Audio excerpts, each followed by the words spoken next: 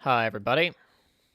Or those of you who are already here at least. Or those of you who are watching a VOD later on, since that has nothing to do with concurrent viewership.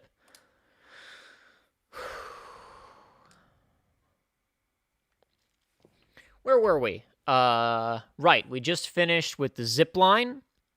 We had to get to the zip line to get into the customs house. I shot a lock off of the door. Elena came in. We talked about, I don't know, probably Kingdom Hearts. I honestly don't remember. Maybe somebody in chat will remember. Or maybe we'll just start talking about new stuff. You know, who cares? Who cares, really? Certainly not me. I don't give a crap. As you can tell.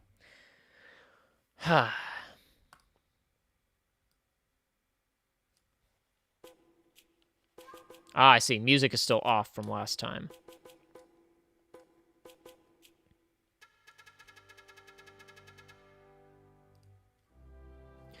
For right now, I'll let the game do the speaking, or rather, I suppose, the singing for a few minutes. I'll probably switch back to our own crap and just play music while we're actually playing the game in a minute here. But I'll give people a few minutes. I'll give people a few more minutes to drift in anyway.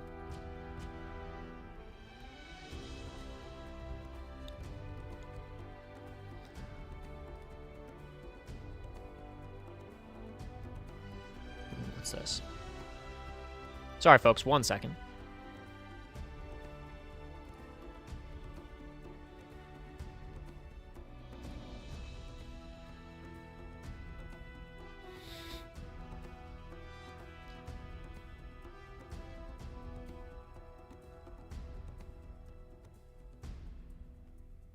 Alright, whatever. That's nothing. That's virtually nothing, so I'll mess with it later. Oh, yeah, no, that's that. Okay. Cool. What the hell did we talk about last time? I don't even remember. What did we talk about last time? Let me pull up the recording from last time and remind myself what we were actually talking about, because I really don't recall. I know that we had a long talk. We talked about Uncharted, obviously, for a good chunk of it, though the recording that I have is only for the back half of the stream, so that won't even matter. Oh, wrong file. That's Melody of Memory. Here we go. Yeah, let's see, because I actually only remembered to hit record on a local file, like near the end of last session.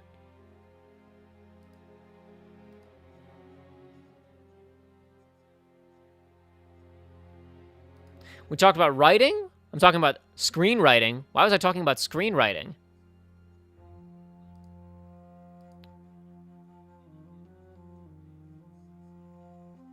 Why was I talking about screenwriting format and rules? How did we get on that? Gee whiz, no wonder I didn't remember what we were talking about at the ending of the last recording session. Oh, well, whatever. Oh boy, I'm a super professional streamer, you guys.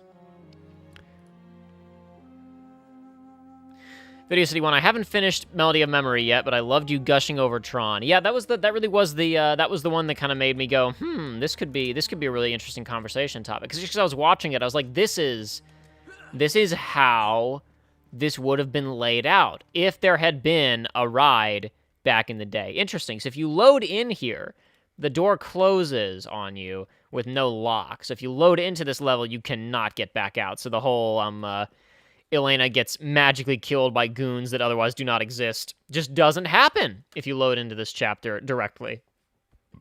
Excuse me. Didn't really stop and look around at some of this stuff when we were, How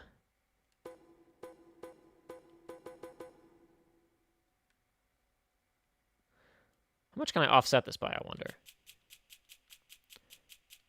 It seems like I can't like pan like it's not like the one in Jedi Fallen Man where I can go wherever the hell I want just as long as it's within a certain distance of the player character. It seems like I can only pan up and down so high around Drake unless there's a. No, there's not. Doesn't give me that much freedom. The camera mode in Fallen Order, you can take the camera pretty much wherever the heck you want, which was really necessary for making some of the thumbnails for that playthrough. Sophia Stargazer, yes, we did talk about the KH2 Yes, right, that's right. I was talking about screenwriting format because I was talking about how the KH2 prologue rewrite violates a ton of screenwriting rules because, number one, I didn't care No, that was the main reason, was that I didn't care.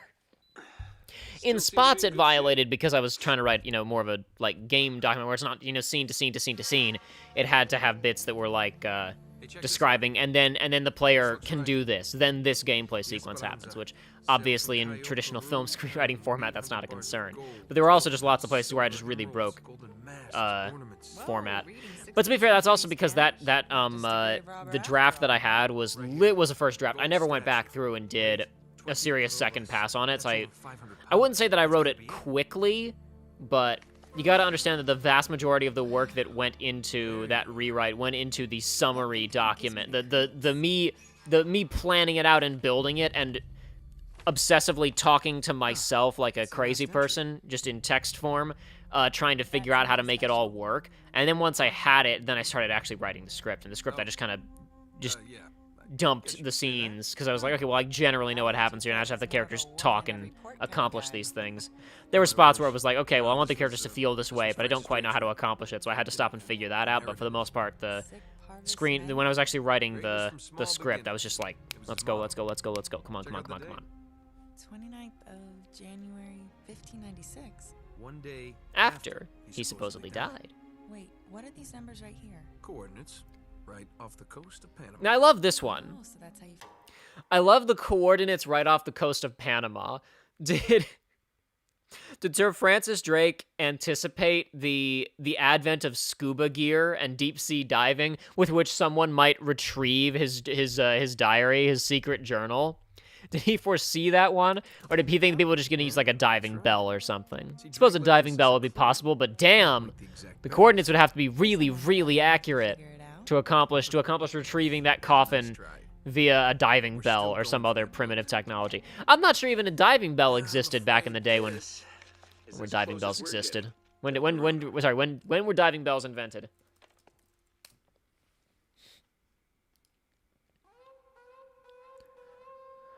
Come on. History. Give me history.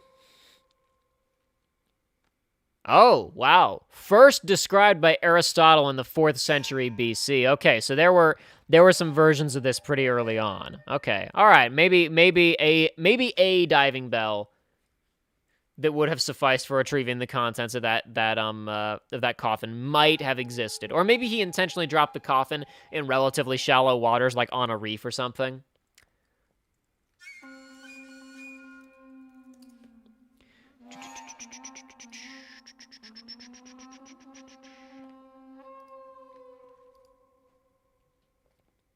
Okay. I'm not gonna do enough research to find out if they were if they would have allowed for the complexity of the retrieval that would have been necessitated here.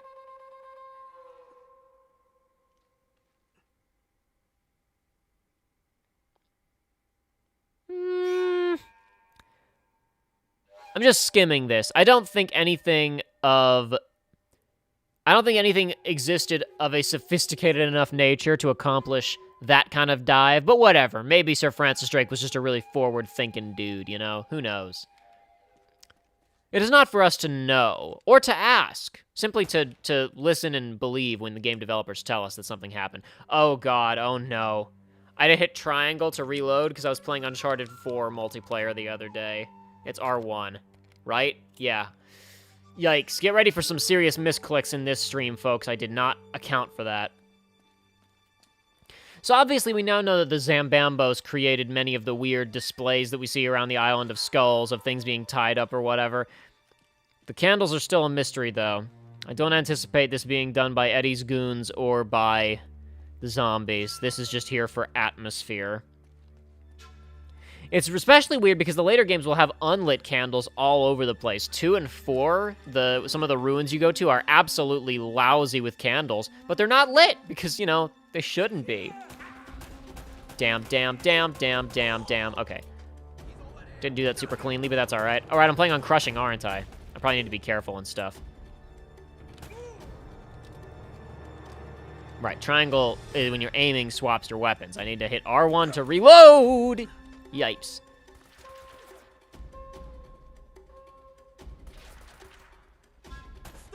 I gotta tell you, I don't know if I like it's. I don't know. I guess it's easy to say that this is bad, but I actually kind of like stuff like that where you've got these big stone railings on stairwells that kind of block some of your shots and stuff. I don't know. I guess it can be annoying to miss and kind of hard to precise aim through. But on the other hand, I kind of like the extra kind of layer that it adds to things.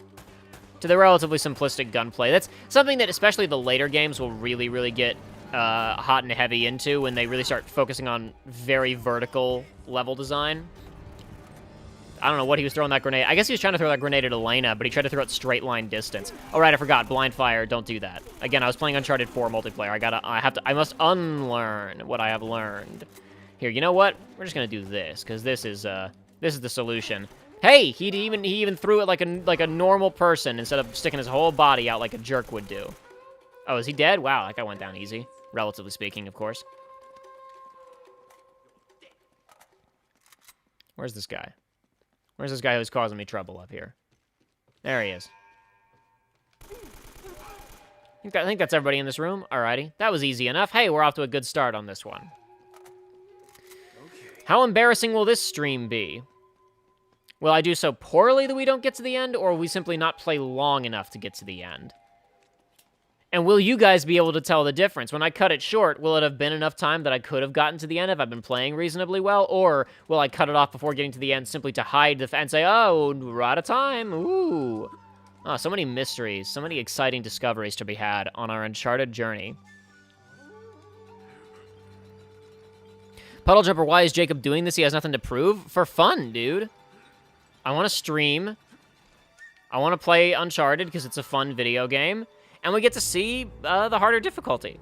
Get to see a little bit more of the game. I mean, last time around, we talked a lot about Uncharted 1 in some terms that I couldn't talk about during the actual playthrough because I could get into spoilers for things that Joey and I did not get to. Or rather, that we did get to, but like, you know, I could discuss the ending at the beginning and do like direct comparisons of things, and you know, so it's just like, you guys like, what do you mean? What do you mean? Why is he doing this? Why am I doing anything? Why are any of us here at all? Right? If I was replaying Kingdom Hearts 1, people wouldn't be like, why are you doing this? What are you trying to prove? Be safe. This is a fun video game, All right, fine. and it's an excuse to we get to talk about Uncharted more, and we get to talk about whatever the heck you guys bring up or that I think of with my crazy brain that doesn't function properly and doesn't track subjects very well sometimes. Don't even worry about it, dude. Now, see, look, this door did not fall off its hinges. This is one of the only doors in the entire game that Nate kicks down and it doesn't fall off its hinges. The one way over there, when I shoot the lock, it'll just fall off. Can I shoot the lock from this distance, I wonder? Yeah, if I can, I'm missing it over and over again. So can I? Okay, I'm gonna experiment. Can I just press this once and that's fine? Yeah, okay. So you don't have to mash it over and over again. Yeah, all right. It stays up for forever. That's one of the longest QTE opportunities in the entire game. I guess they want you to mash it since it's still up, but you do not have to. All right. I kind of advise Joey to just run past this part, but speaking of nothing to prove, I'm gonna prove that I'm a big gamer by beating this kind of difficult bit where you really are pretty exposed and these guys will kick your ass very easily. Except Drake's gonna roll into cover like a dumbass would do. It's gonna make my life more difficult. Oh boy, yeah, my playing Uncharted 4 multiplayer the other night is not doing me any favors right now. Oops, crap.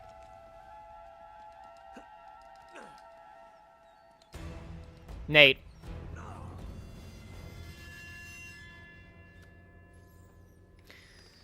Alright. I don't need to prove myself twice, though. Unless they kill me, which they may on crushing. They may just bip me and I die. That's certainly a possibility, too. Yikes. I'm just gonna die.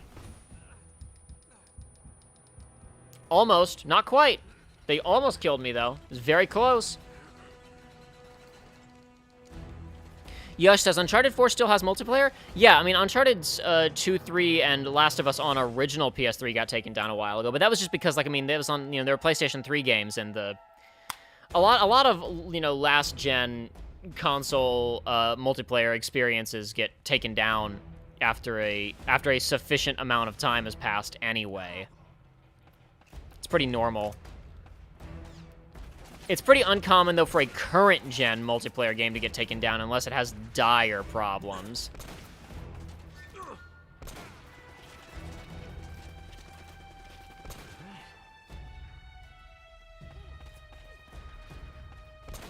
Okay, there we go. Getting rid of those guys, I mean, a couple of them were just kind of extras, superfluous, that's fine. But getting rid of the big guy and the turret guy right there at the beginning will make this hopefully slightly easier. Now, I forgot, Jacob, don't use cover. No, I tried to not use cover, and then I still got bipped. But yeah, no, Uncharted 4 and Last of Us Remastered on PS4, their multiplayer is still up. 4's multiplayer is good. I still carry a torch for 2's multiplayer, but that ship is now long since sailed, so just gotta make my peace with it.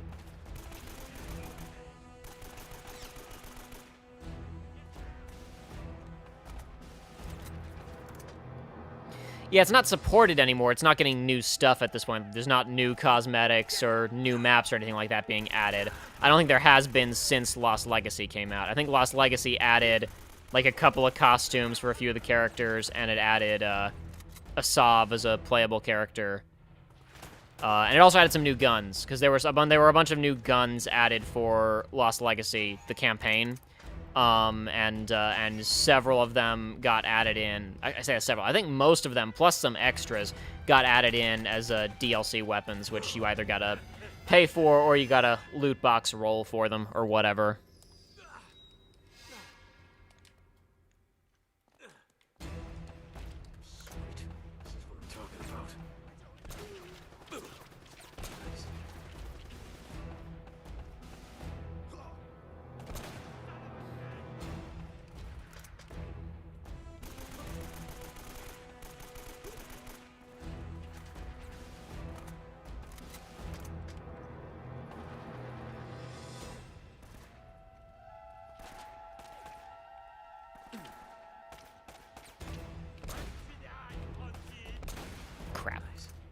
Also, I love asking the guy who just released a 2-hour-long video about comparing the level design of Melody of Memory to Theme Park Dark Rides. I love asking that guy, why are you streaming Uncharted 1?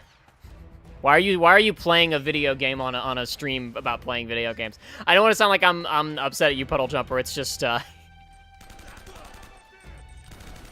as if this is the silliest thing I've done today or in the last 24 hours. Yikes.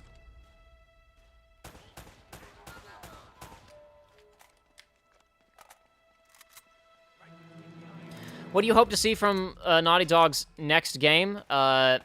Hopefully an announcement that they have made enough money that they are not concerned about... hopefully an announcement that they have made enough money and Sony has enough big games to push the PS5 technologically that they aren't going to crunch their employees so bad because they won't be under as much pressure to deliver extremely high-quality products really, really fast. And they've proven themselves, and they made a lot of money, and they can ease up off the gas for a little bit. That's what I hope for from Naughty Dog's next project is studio culture reform. Even though from everything I've seen and heard, I maintain this, I still think that whenever I get around to playing The Last of Us Part 2 in its entirety, 'cause I've watched a really good chunk of it, and I've watched a lot of reviews, good and bad, I'm fairly confident that I like that game. And I have liked productions I've liked things with troubled productions before, so I don't think that makes me, like, I don't think it's exempt from me liking it just because the behind-the-scenes situation was this sounds like it was pretty bad. But, yeah, no. Because whatever they do next from a studio standpoint, you know, I don't know. I don't want to say that they stretched the last, like, there's no point doing another The Last of Us or whatever, because, I mean, I don't know, I said there was no point after doing the first. It's a really funny situation where everybody was like, oh, man, when's they going to do another The Last of Us? And after the first came out, I was like, no, they're not going to do it. What the hell are you talking about? They can't do another game. It's impossible. There's no way that they can do another story with these characters. And then they actually did the sequel, and everybody who wanted the sequel was like, what? How did they ruin it? And I was like, oh, well, that's the only way I could conceive that you could possibly do a sequel. So yeah, go right ahead. Like, you'd have to do this for the sequel to happen. But as you know, I don't know, maybe they'll have an interesting idea for another game in the Last of Us series.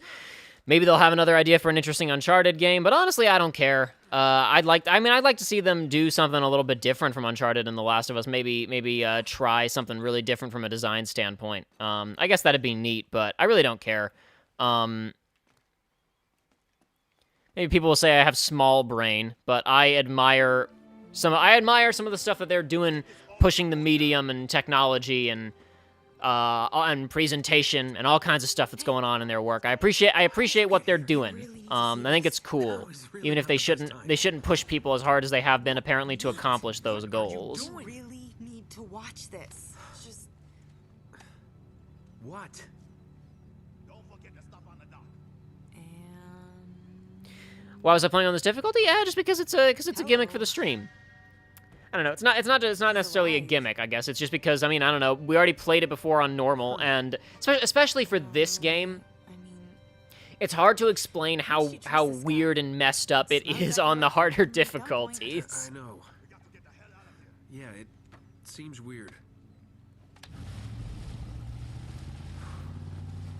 So people are saying, don't they have enough money to avoid crunch? In any case, it would create. Let's be clear.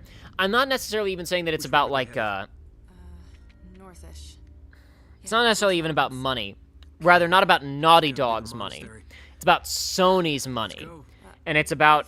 This happened with The Last of Us Part 1 as well. People complained that got a remaster on PS4 like a year after it came out. People forget that The Last of Us came out like a few months before the PlayStation 4 did. I think that Sony probably... Don't quote me on this. I don't know. I would not be stunned to discover... Wow, that guy actually came down the stairs and discovered us real fast. I would not be stunned to discover that Sony, like, needed The Last of Us to come out before the PS5. You know what I mean? Because we need to... This is like... It's a last hurrah of pushing PS4s before we put another thing onto the market, right? So that game already got delayed a number of times, and I'm willing to bet that there was like a we can't push it back thought process and mandate from Sony. Now, is that a good thing? No. And even beyond crunching, like it would have been, I shouldn't say easy, because I don't know what was developed when, but there's always stuff that you can go like, could they have cut that? Did you need that? Like the example that I'll go to, because I haven't seen all of The Last of Us Part 2 yet, I've only seen bits and pieces of it.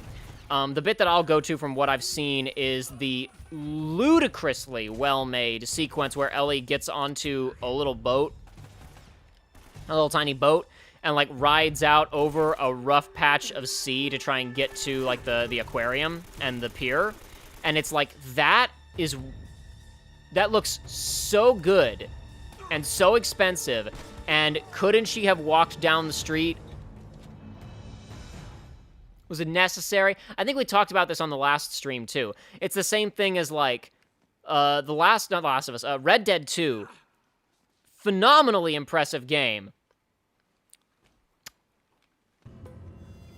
oh god, Nate.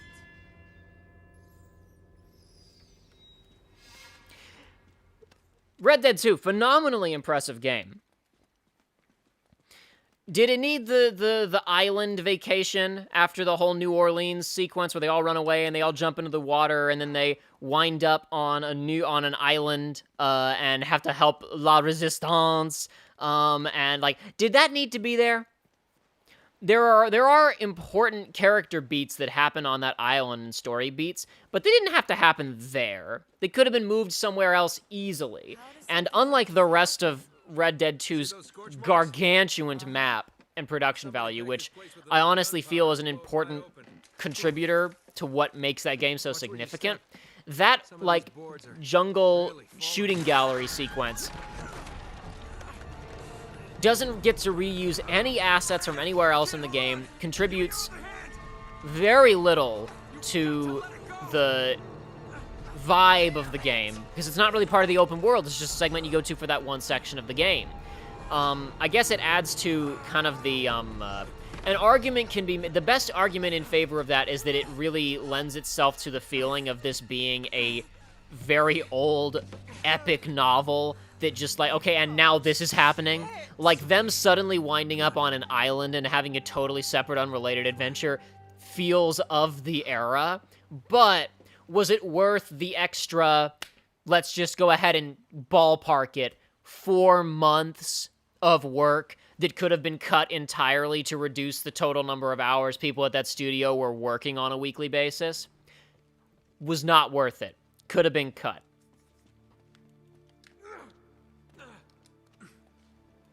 Those types of calls are hard to make when you're that... I shouldn't say hard to make. I can imagine those types of calls are hard to make when you are deep in production on something and you can see how good it is going to be, and everybody is really, really excited. Because I don't even imagine, like, the programmers and level designers for the island were like, oh, man, this is a stupid idea, why don't we cut it? They were probably like, oh, hell yeah, this sounds awesome! Cut to 12 months later, you know? These things are all so much easier to say in the rearview mirror. But I also obviously wasn't there for the development of either of these games, so it is not my place to comment on what should or should not have been. When everything is just my fantasy.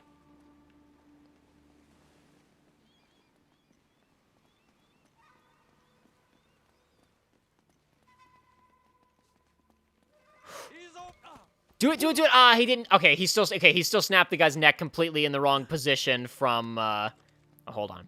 I didn't get to do the really ridiculous one where I snap his neck by grabbing his waist, but it was close. There we go. Now give me my Uzi back. Just like in the actual playthrough.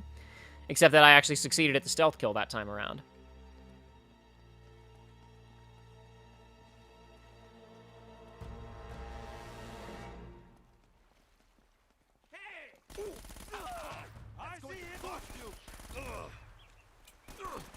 Ooh, these are the big crushing difficulty strats, boys. I can't believe that worked. That was phenomenally successful, actually. Wow. I can't believe I pulled that off. Yeah, there's no pistol ammo sitting around here for me. I'm going to be running a bit dry when I get off of this, but I'm going to keep the grenade launcher just because it's funny. Okay, boys. All right. We're going to do this son of a bitch on crushing now. This should be extremely exciting. Oh, wrong button, Elena.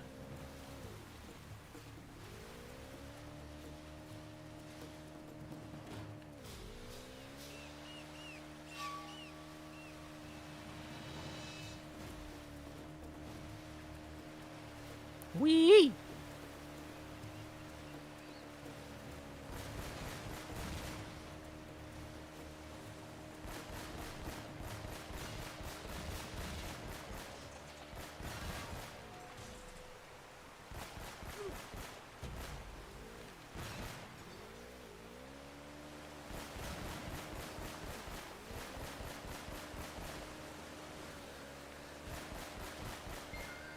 Actually, I'm glad that Elena didn't hit that one, because if she'd hit it in the middle of my attempts to hit it, I probably would have killed myself, because I was too close.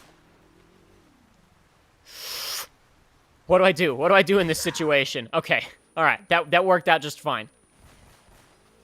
I actually meant to hit the throttle, but I accidentally pulled the trigger, and you know what? It worked out just fine. Speaking of. Might as well. It's time, right? I'll let the game speak for itself for a few minutes.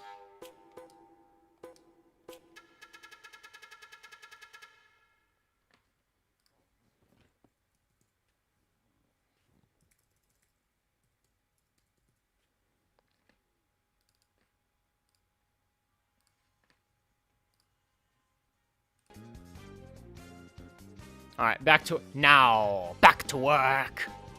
Freaking kidding me.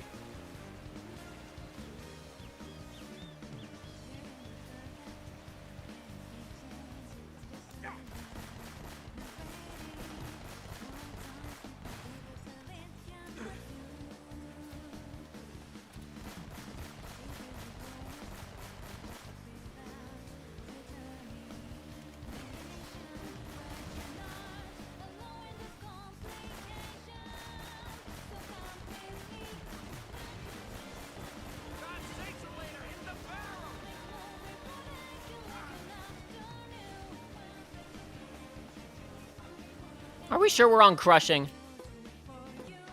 Okay. I'm kicking ass here. It's probably thanks to FemC. It's thanks to the FemC energy coming off of this song.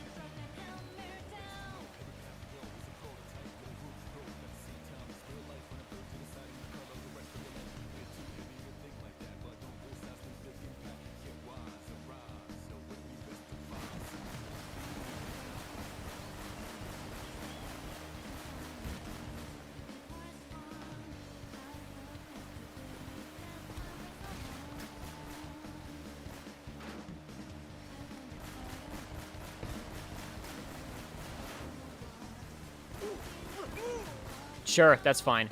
Programmed by one guy. Remember, guys. One guy.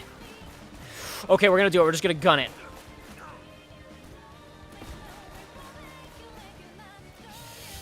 No, I can do it. I can do it. I'm gaming. Yeah, did it, baby. One shot. Thank you, FemC. Thank you, Persona 3 Portable FemC. Try to hammer down. All right. Okay. Nailed it. Let's head up to the monastery and see what's going on. F off. Step to me? I don't think so.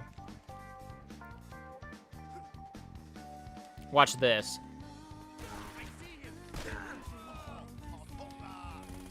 Actually, I'm just gonna die here. I got really cocky there, and I was like, aha, I'm just gonna show off, and it did not end well for me, or it almost didn't end well for me, at least. Okay, sweet. That'll kill him. There we go. Plan executed. Burn a dread. Haha, that's right.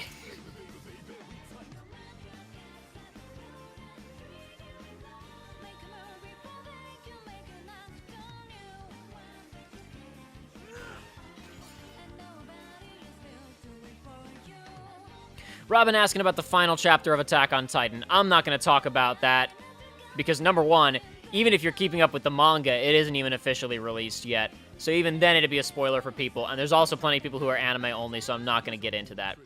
I will say a lot of people are really wigged out to just... I'll say this very briefly about the Attack on Titan finale. I've only read summaries of it. I haven't read it myself. It would be fine if it wasn't for 80%. When a character says 80%, you go, wait, what?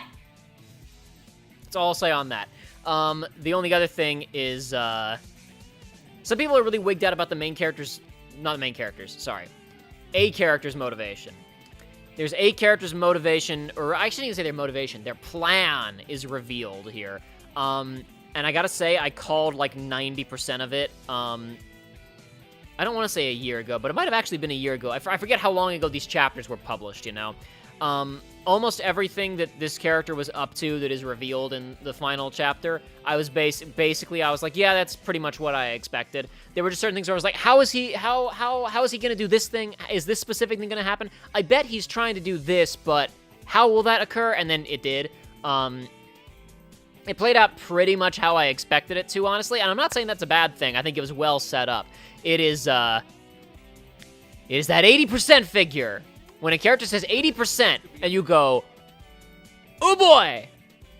To be fair, look, where I'm at on this whole thing, at least to some extent, I look at this from a distance, and I say to myself, Isayama has been drawing this thing for like 10 years now, and while he had a lot of it planned out ahead of time, it is felt for a while that he has been looking for a place to end it. Almost every time that I've talked to people about, the manga, like people who are into Attack on Titan but haven't been reading the manga, I've said, like, for the last year I've been saying this, like, it feels wild. I feel like, because he kept saying I'm trying to wrap it up, but he's been saying I'm trying to wrap it up for the last, that's the thing. He's been saying, I think it'll be done pretty soon now for like 5 years. And there have been points in the last year where I was reading the manga and I told friends, I was like, I feel like it could go on for another 3 years, or I could turn the page and it would say the end at any time. And that's it's almost impossible to explain what I mean by that to anyone who is not familiar with with the late goings-ons of Attack on Titan. Because it really feels like it really does feel like he has been looking for a place to end it. I'll kind of get to that in a second. But the really the whole thing, like, I was just kind of waiting to see, like, okay, really, like, it's at any point this could go on for forever, because actually dealing with the fallout of what is happening would be insane. But it could also just turn the page and then it's like, and everybody dies, and that would be almost an appropriate ending of, like, this it just depends on how nihilistic the ending winds up being, right? Considering that this guy has been trying to say, yeah, I think it's going to be done in, like, I think he said it'll be done by the end of the year in 2016. I think it's fairly obvious that the guy has had a lot of this planned out for a really long time. Like, he actually legitimately knew where he was going. This isn't one of those, oh, haha, Nomura planned it all along situations. I think that Isayama actually, I think he knew what was in the basement from minute one because there's just too much stuff going on. I think he had a really good idea of what he was writing and what he wanted to communicate. And I also think he did not plan on spending 10 years of his life writing it or for it to become the most popular manga in the world. I don't know this, and I don't want to put words in his mouth, but I've had the sensation for a while, and especially getting to the ending, I feel like he was just trying to find I think he was just trying to stop by the end. I think the energy of getting to those last 2 arcs, I think the energy of I need to get to post-basement, and I need to make the point. I need to have this twist, and I need to make the point that I'm trying to make. I think that energy sustained him for the better part of, 7 years. And then once he got there, it's like, I get to explore this idea now, but, I have to stop somewhere. It really feels like it really does feel by the end of it that he was looking for a place to stop. And I do not say that as, he copped out or it's awful because, the only person he's beholden to at the end of the day is himself. And who knows what he's going to do next. He may pivot and just focus on his sauna business for the rest of his life, or he may have another really cool manga idea to grace us all with that he'll not spend 10 years on this time around. Now that he has money and time and, not money, he has money and support, and since drawing was never really his strongest suit in the first place anyway, who knows? Who knows? I certainly don't. Norway guy was talking about Attack on Titan, but I think I'm done with that now.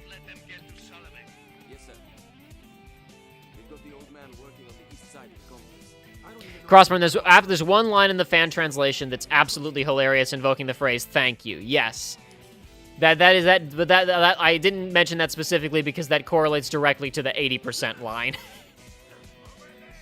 Damn you! No stealth kills for me. That's fine. I'll bop him with my deagle from a distance instead. From a distance. Damn you. Damn you, Avatar. Damn you. Haha! Get baited. I caused you to spawn in, but I knew where you were going to spawn. What do you say to that, idiot? Oh, what's that? You have nothing to say? That's what I thought.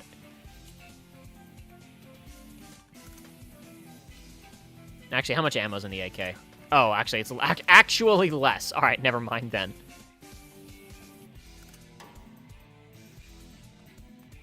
He should write a cute girls doing cute things manga about people running an in/sauna. It'd be like the Amagi Inside manga that no one wanted from Persona 4. Is that a real thing? Was there an Amagi Inside manga for Persona 4, or are you making that up?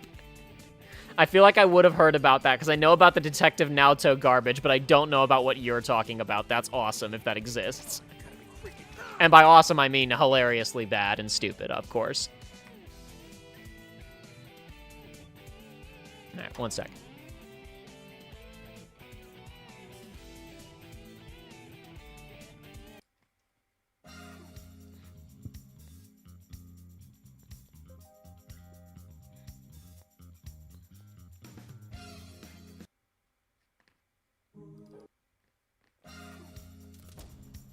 Sorry about that. I was just screwing with the music a little bit.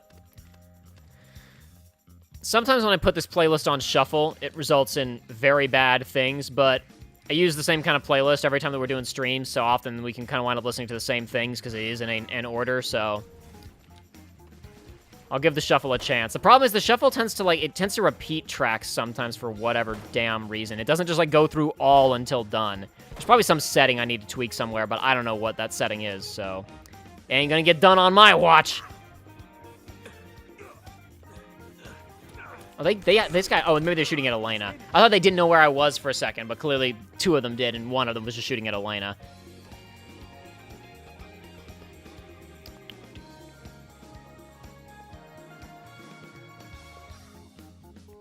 I made it up, but now that you mentioned it, I also wish it was real in a that would be trash way. I don't know, I mean, it'd be better than it wouldn't be as funny as the freaking Detective Naoto manga, but it'd be pretty funny. For those who don't know, Naoto Shiragane, really, I mean, I shouldn't say really cool character from Persona 4, because all the main characters from Persona 4 are cool, and interesting. Naoto is one of the more over-the-top characters in terms of, like most of the people in Persona 5, other than perhaps Rise Kujikawa, are, like, I don't know, even Rise Kujikawa feels like a real person, just, like, not someone that you would probably you probably would not meet someone like that in your everyday life, but you're like, yeah, this kind of, like, this feels like something that would happen to a person in this position. Naoto Shiragane is more of a fantasy manga trope character. She is a teenager and also, like, a genius detective, right? But anyway, really big aspect of her character is she has gender identity issues. I call them issues because she's not trans. She feels uncomfortable with societal expectations on women. She's comfortable with her own sexuality, but she feels like she has to change herself to be accepted because she's entering into a male-dominated field. She feels like she'd be taken more seriously if she was a man. All of the men in the all the main characters in the detective shows and novels that she grew up loving were, cool, strong men. So she feels like she can't live up to her own image.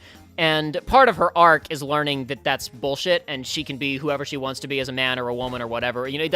Rather, she can be whoever she wants to be regardless of her gender. Like, that doesn't matter. That should not factor into, are you good at your job? Are you smart? Are you clever? Do you enjoy doing what you're doing? Are you cool, right? Those things are not gendered. That's what her arc is actually about.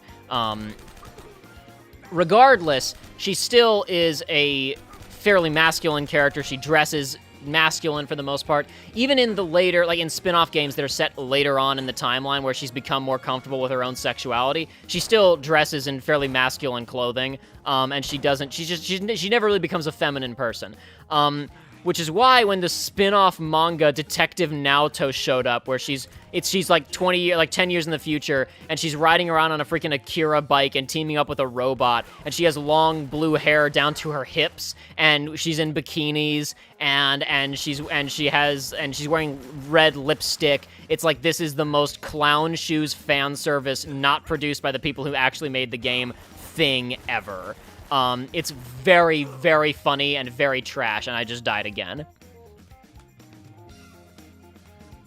You are never getting a PS4 port for P4. You just gotta go play it on PC, my guy. PC is the only option now. Or grab yourself your Vita TV or Vita and download it before the store goes away. Those are your options. Take it or leave it.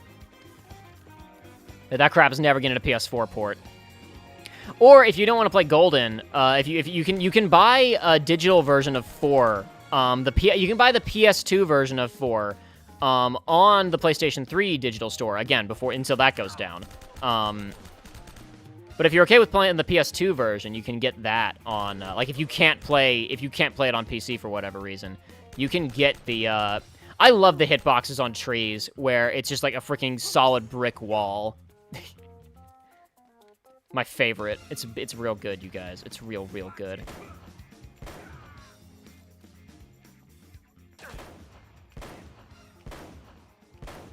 Sweet. All right.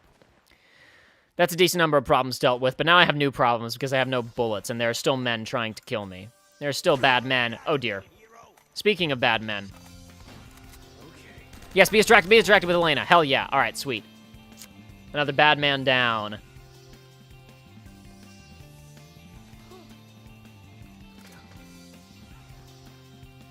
Come on. Uh-oh. I knew there was a guy behind me, but I didn't think they were within range to shoot me like that. Only a samurai can kill him like that. All right, cool. Up there. Sweet. I think that was everybody. The one disadvantage we have of me playing music during this and turning off the game's music is that I cannot tell when encounters are complete anymore. What happened to the shotgun there? Hot damn. Yeah, actually, I want to kill that guy first, then pick up the M4. Thank you. Is that everybody? Elena still has her gun out. Does that mean anything?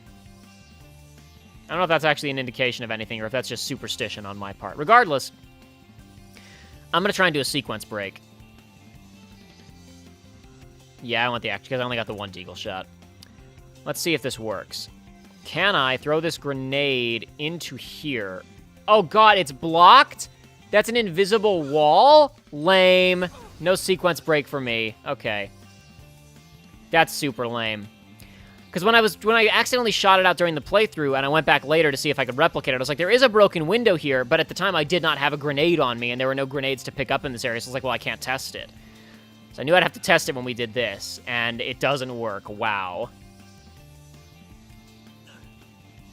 Yeah, Amagi-in would be played down, maybe, yeah, or PQ level goofy. Obviously not Detective Naotsuchi. That's what I'm talking about. It would be goofy and embarrassing, but like in a, I might, you know, like I wouldn't read it, but like I would see scans of individual panels, like on Tumblr or Twitter every now and then of like funny or cute scenes. Whereas all I know about Detective Naoto is it exists and the promotional art and going, wow, this is trash. And I think that's all anybody else knows about it either.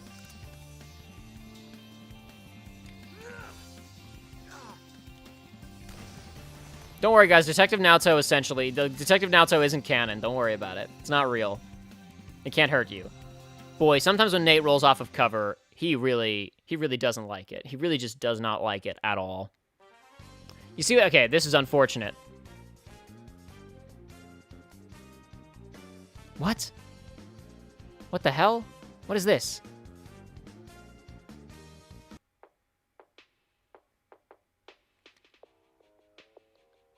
Okay, and...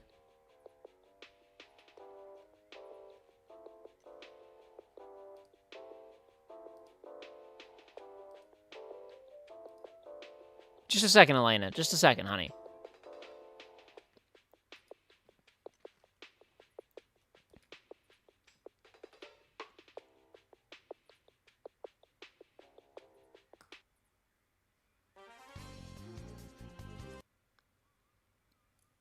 Okay. I think I have temporarily fixed the shuffle feature. I think that should have solved it. All right. I think I understand. I think I might have just accidentally discovered what the problem was previously. All right, I figured it out. Crossburn, dear Lord, I just saw pictures of Detective Naoto and it was worse than I thought it was going to be. Yeah, it's not good. It's not good, my guy. If you guys will excuse me for a second. It's getting a little hot in here. I am going to go and mess with the AC, and more importantly than that, I realized I do not have a glass of water like I normally do, which I need. I'm gonna just excuse myself for like 2 minutes. I'll be right back. This won't take long.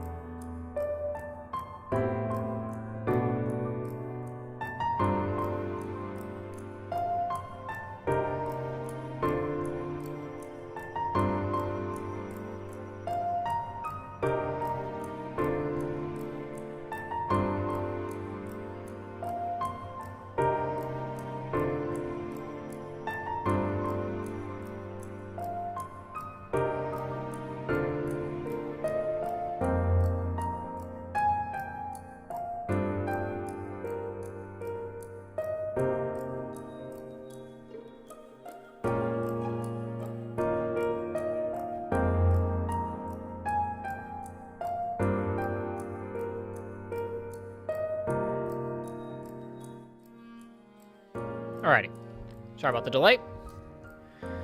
Back to it.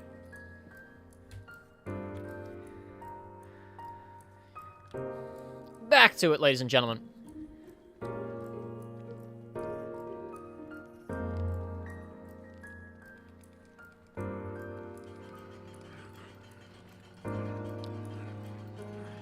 Here, I'll hold that while you brace the gate open. Yeah, you go right ahead, Elena. I'm ready to break every bone in my adventuring body. Are you ready, kids? Ready? Aye, aye, Captain. Gently. I said gently.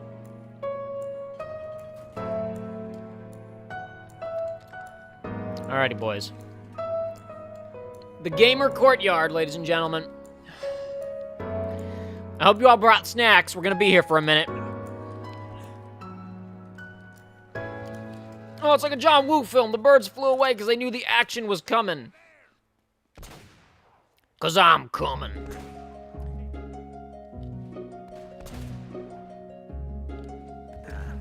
Damn you.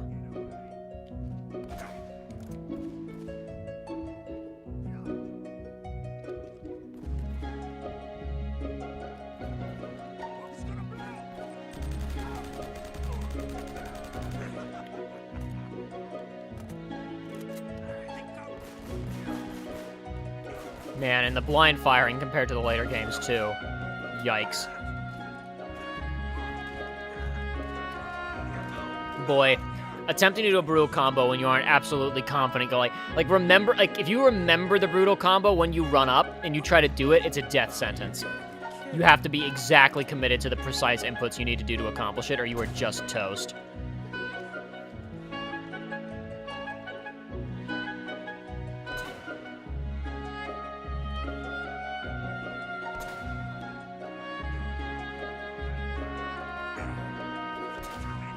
Okay, hip shot, that's fine. I mean, not that I fired from the hip, I mean, I hit him in the hip. Not as good as a, you know, a headshot or whatever, but, you know, the point is that he died, and that's really what you're after at the end of the day, when you're in a gunfight and somebody else is trying to kill you. You either want them wounded enough that they can't kill you, or you want them dead enough that they can't kill you. Those are really or scared enough that they surrender. I mean, that's good too, but either way. The point is, generally speaking, to remove their ability to shoot and kill you or other people.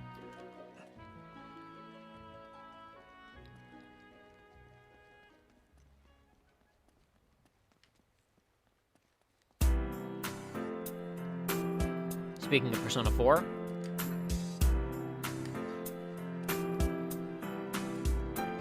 Whoa! Just trying to find him. Okay, and there's another one to my left. All right. Fun, fun, fun. Fun in the sun. Let's go, baby.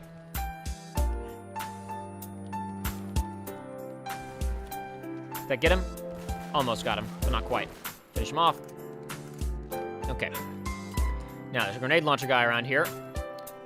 I should not take him lightly, but he'll miss me once, and I will be okay. And gamer courtyard completed. Are we sure we're playing on crushing, boys? Okay.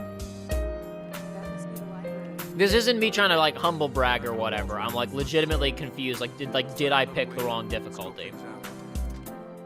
Because it's going quite well so far today. We got our ass kicked a lot the first time. But like I said before, it's, again, I talked about it in the first stream. The initial sections in the jungle and stuff are so much harder because all of the cover is either chest-high cover or cover that's only like this, like narrower than this block that I'm standing up against, which means you have to use the, like, press O to get into cover system. You can't, you know, do your... I'm just gonna I'm gonna awkwardly hide behind something like a video game before Gears of War and try to aim around it. It's only later on when there's enough crap in the level that you can actually, like, play it like a video game.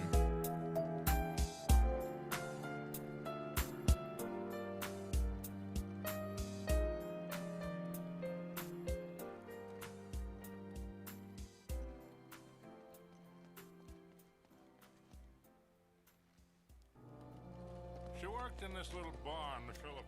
We talked about this last time, obviously. She had a smile that would melt you. Sully didn't get to become a character until Uncharted 3. He's just old man sex joke in the first game.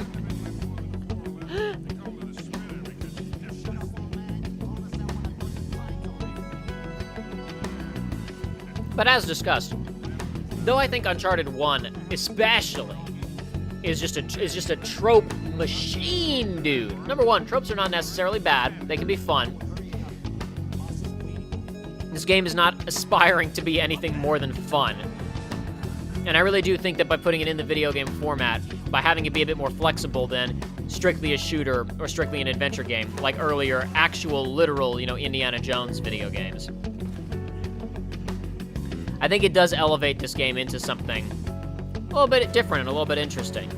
And I think there's a reason Uncharted 2 hit bigger, obviously, and we'll get to that eventually. But I do think there's a reason that this game hit the way that it hit, with the people who played it and the subsequent games in the series as well. It's not just a fluke.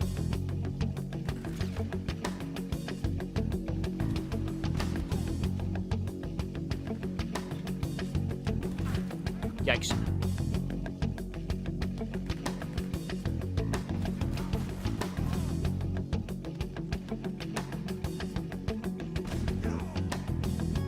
There's still a grenade launcher guy alive down there somewhere.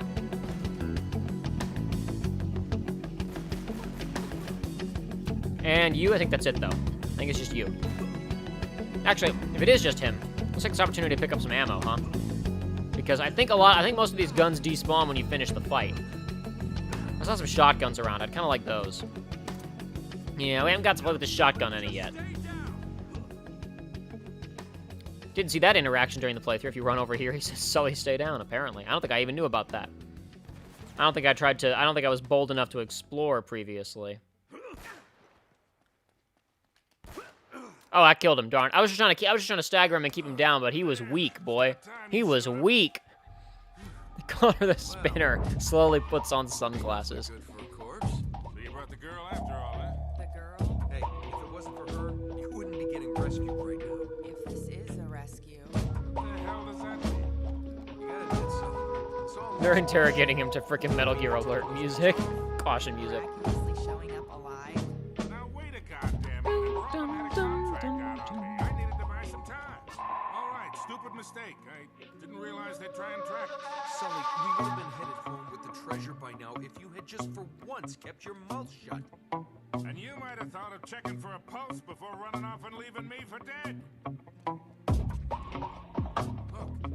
none of that matters now. All right, so how is it you're standing Can't help but here feel this is a fighting miscalculation.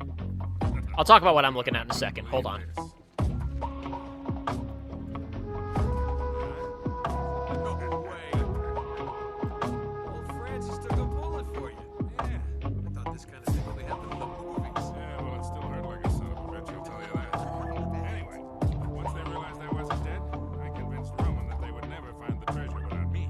So I've been trying to mislead him ever since, waiting for you to show up. Well, where are they now? Well, they're chasing a little red herring on the other side of the monastery to get rid of him. Look, Drake had it all figured out. See, that's the symbol the Spanish used to mark the Sorry. secret I got distracted with something. I'll explain what it was distracted with in a second. I need to get back to actually, running a show here. Find the symbol. We find the vault. We have everything we need. Joey and I already broke down in plenty of detail during the playthrough how this little, this treasure vault hunt is pretty, insane. Aren't gonna get all chummy and leave the girl behind again, are you? Don't even think about it, Sully. She's got a mean right hook. I'll keep that in mind.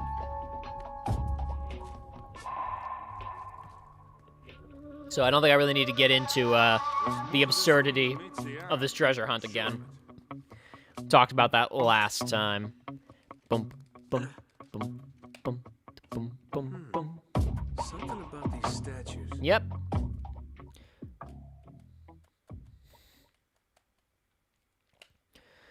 Yeah. The grand adventures of Winnie the Pooh you guys are discussing. School is actually Skull. Christopher Robin was taken away to Skull Rock. Very spooky. Pooh's Grand Adventure. Pretty spooky movie. One of the scariest movies the Walt Disney Company has ever made. Who am I standing in front of? Who am I even next to? Lion?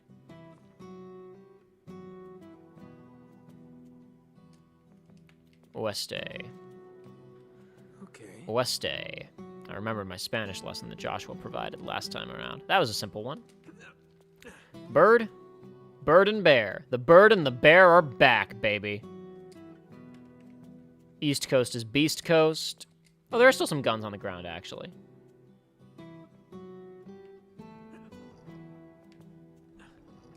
I actually kind of want those before I lose track of them. Hold on. What is that? Grenades? I like grenades. I'll take those. I'm full of grenades. I can't pick them up. Never mind. I guess I won't be taking those grenades. Are there other guns scattered around here? Is it just grenades? It's just a crap ton of grenades. I guess these are just the ones that are here by default. Anything that fell off the people that you shot during the level are just gone. So it's just what was already here, and it does not appear that there were spare shotguns sitting around. That's unfortunate for moi. North. I don't have a clever joke for North.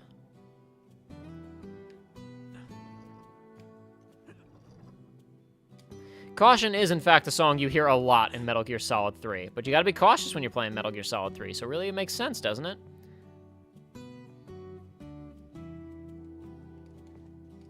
Come on, give me the prompt. Thank you.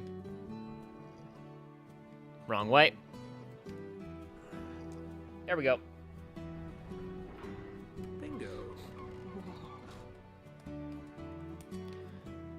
Ah, yeah.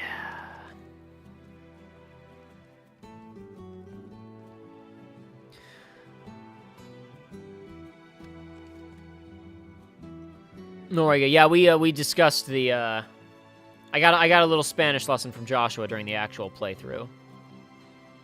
Huh. What now? Can I just do this without looking at the journal? I can. Sweet. I don't even have to stop and look at the journal. I can just solve the puzzle. Thank you. Do I have to invert them both? I do have to invert them both. Done. Sweet. Now I just gotta wait for the cutscene to load because it takes a kind of weirdly long time. There we go.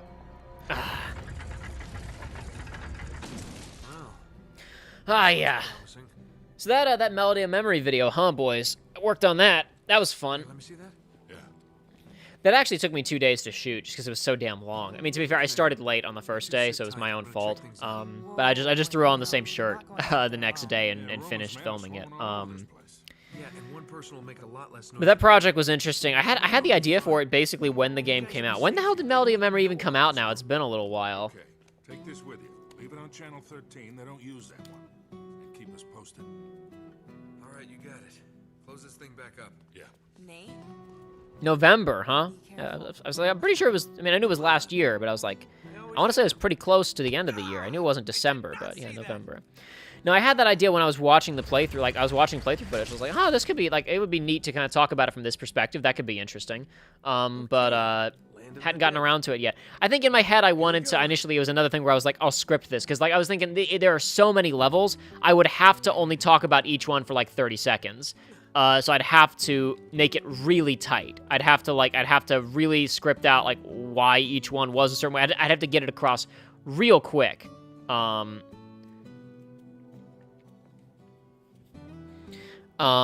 yeah, but with that video, it was just like, I thought I'd have to do this. It wasn't even my normal thing of like, I have to make a nice video or else it's not worth making. It was like, I think a video like this would not work if it wasn't nice and like, if I didn't script it because it would be way too long otherwise. And then I just decided, I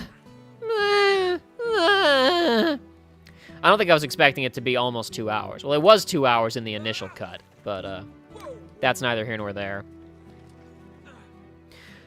The completely unedited tape was obviously way longer even, partially because there were a bunch of levels that I didn't remember well enough, and I had to, like, rewatch them, you know, when they, I'm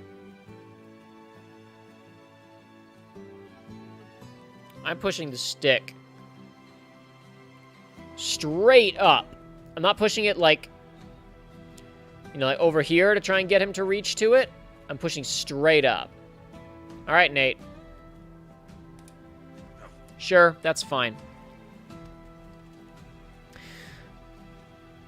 Okay, here we go.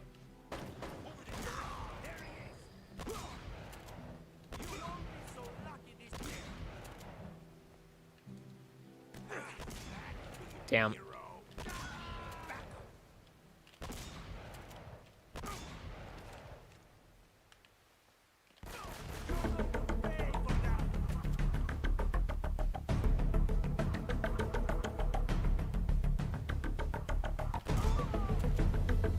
Nice.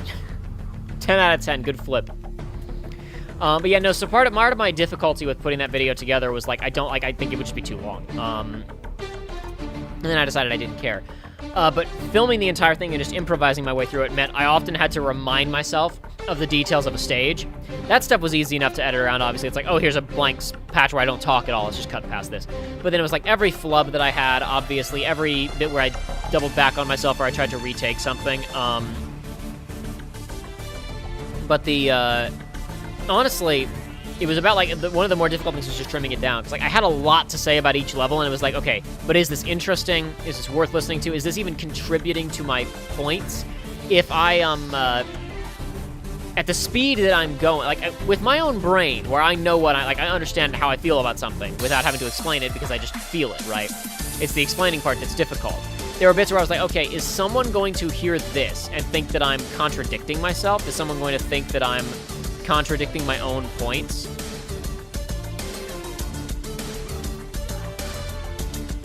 Is that stealth? That was stealth. That was technically stealth. Game considered that stealth, because the stealth in Uncharted 1 is great. Damn it. God, Uncharted 1, you suck.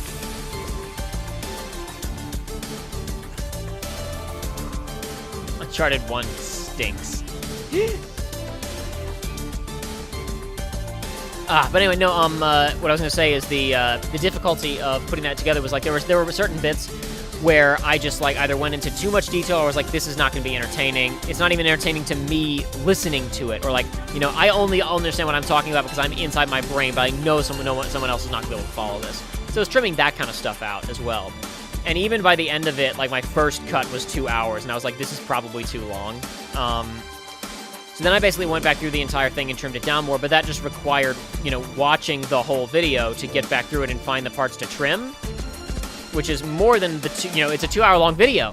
And I gotta watch it for more than 2 hours because I gotta watch it, I gotta go, did that work? And rewatch it and go, no, that didn't work, or yes, it did work. Then I gotta figure out exactly what I wanna cut. I gotta cut it and see if there's, like, a point that I can splice things together where it makes sense. So, like, making one cut of 15 seconds of content could be like a 5-minute affair to get it to flow properly, or maybe even to go, no, I can't cut this in such a way that it works. I gotta just leave it in even though it's not great. Or, I do want to take this out. Do I need to cut out even more to make the cut work? Like, so going through it even for the first time was really, going through it the second time after I went through it once, going through it again and after the initial cut and just trying to trim stuff out. Even that was a really time-consuming process just because it was so long. So it wasn't a complicated video. Oh, geez. How did the music get that loud? Why is this track balanced so much louder than the rest? That's weird. Sorry, guys, I don't know how that happened. I looked at the levels, and you're right. That was balanced way, way, way louder than the rest of them. That's really strange. Something going on over here? How did that happen?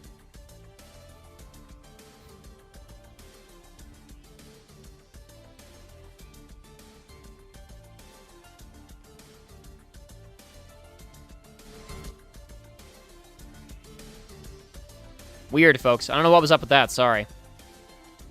That's very strange. I apologize, everybody. I know that's been going on for a couple of minutes. I'm really sorry. And they spotted me even though I'm in cover. I guess he came all the way over here so he could see me clearly. That's fine. Whatever. Anyway, yeah.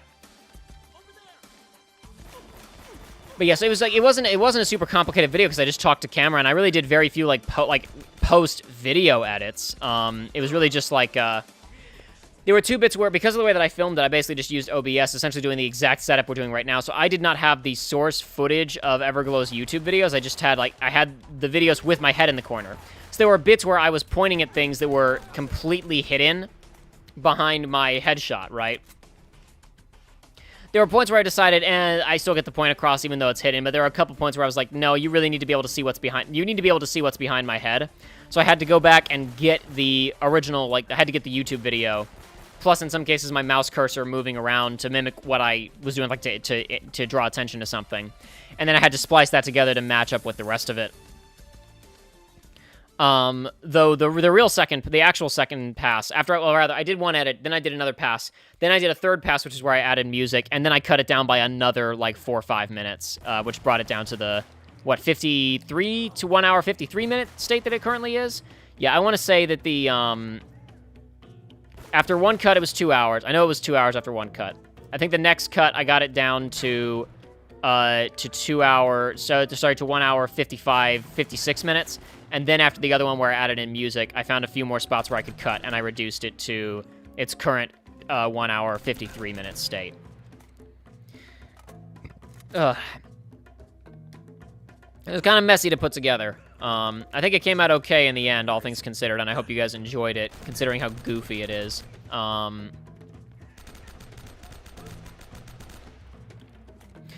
Yeah, like I said this on Twitter, that video is operating on about 16, 17 different levels. And one of them, the most important one, is it's earnest. Like, I actually looked at the levels and went, hey, some of these would make good rides, and some of them really wouldn't. This would be a fun conversation topic maybe for a video, who knows? If I'm just looking for stuff to make, this could be fun to do. Because I'm kind of a theme park nerd, guys. I don't get to talk about that much. What I was looking at a second ago during the cutscene where I was like, sorry guys, I'm distracted with something, was actually theme park news. Maybe I'll talk about it in a minute here. But the nah, gonna keep with you, I think. Yeah.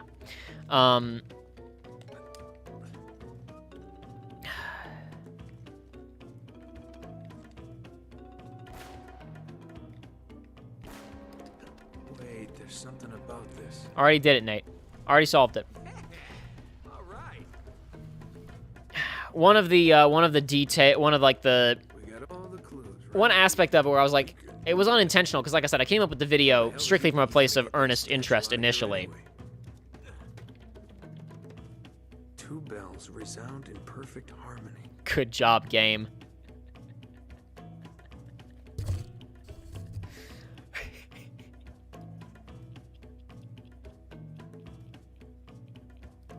Good job, game. Woo! Good stuff. Good stuff, game. All right. Boy, this whole game sure is held together by string cheese and bubblegum. Jeez, these guys are everywhere.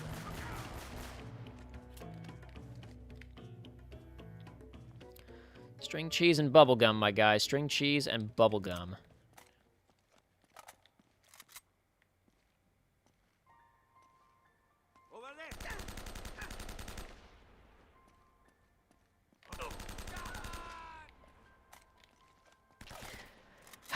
But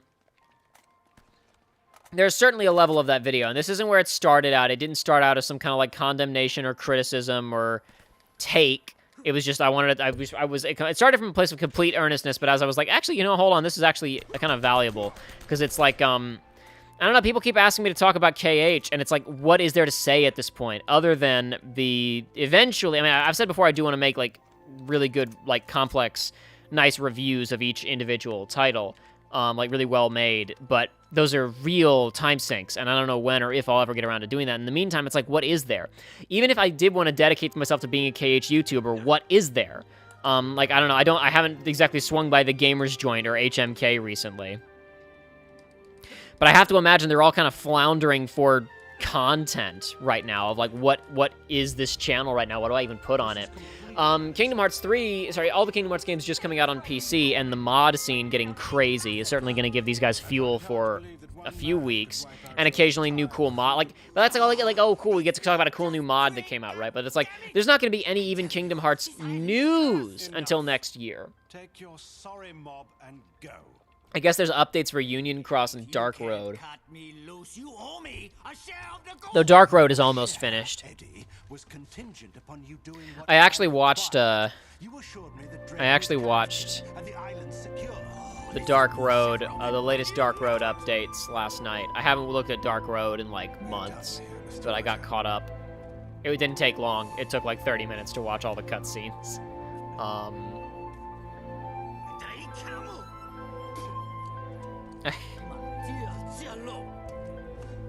Oh, I didn't watch, I shouldn't say, I didn't watch the Dark Road updates. I only watched, I haven't watched any of Dark Road. I only watched, the only thing of Dark Road I've seen is the image of Ericus and Xehanort standing over the graves of all of their friends in like the 1 year later font or whatever, how many years later or months later. That's the only thing I've seen of Dark Road. Look, he knows we'll kill him. Oh, Union Cross, Unchained Chi, Key, Kai, whatever. I have zero. I don't feel like I can even talk about that. Like more so than anything else. I guess we should talk about this. That little hint right there of Chasing this treasure of yours is proving the abandoned plot line of the reverse smallpox blanket El Dorado is worth more than you can of El Dorado being a trap for the conquistadors back in the day, and then these two being the British imperialist. I am British affluent bad guy, and his subordinate being the ethnic betrayer. But if you take it from that perspective of what Hennig talked about the intent was, and then you add in that last little scene where he says, honestly, Navarro, I'm starting to think this, honestly, Navarro, sometimes I think that you left your brains back in that slum where I found you. And this treasure of yours had better be worth it, right? Number one, a little bit of implied racism. Not a little bit, a lot of implied racism on Gabriel's part. And then also, it's clearly set up that Navarro is the one somehow driving this treasure hunt. That's all essentially a dropped plot point in the final version of the game, but there's a shadow of it in that cutscene, which obviously I was not able to talk about with Joey at the time, because not only have we not gotten to the Zambambos yet, I didn't even get to talk about what the plot was supposed to be until the end credits, so, you know.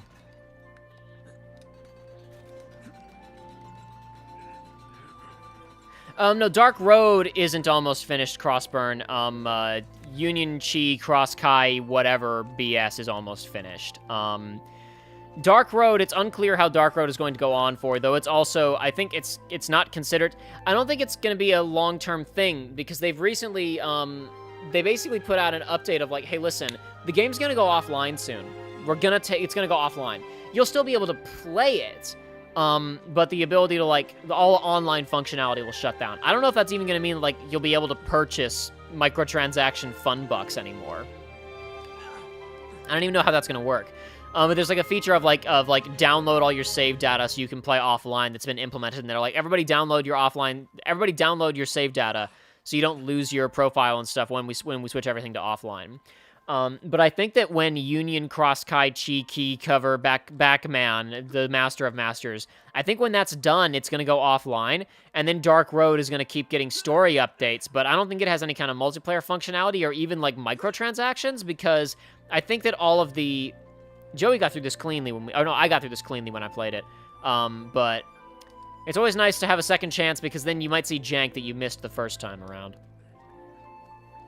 I'm pretty sure that, like, there aren't really any microtransaction stuffs tied up in Dark Road, because I'm pretty sure it just uses whatever your stuff is from the main campaign. I don't know how any of it works, because I haven't looked at it all.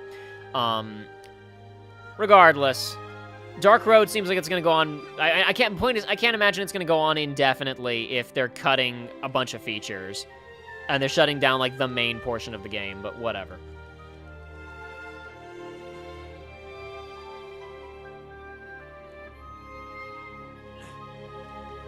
Alright, don't get killed immediately.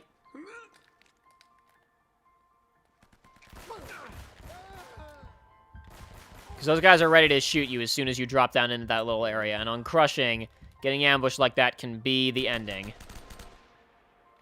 Boy, I am sure not visible to them. I am sure way behind this wall, but still shooting them. Sometimes the game is like, sure, I'll let you shoot through that wall, but then it's like, you want to shoot through that bush? No way, Jose. Get out of here with that. No bush shooting for you.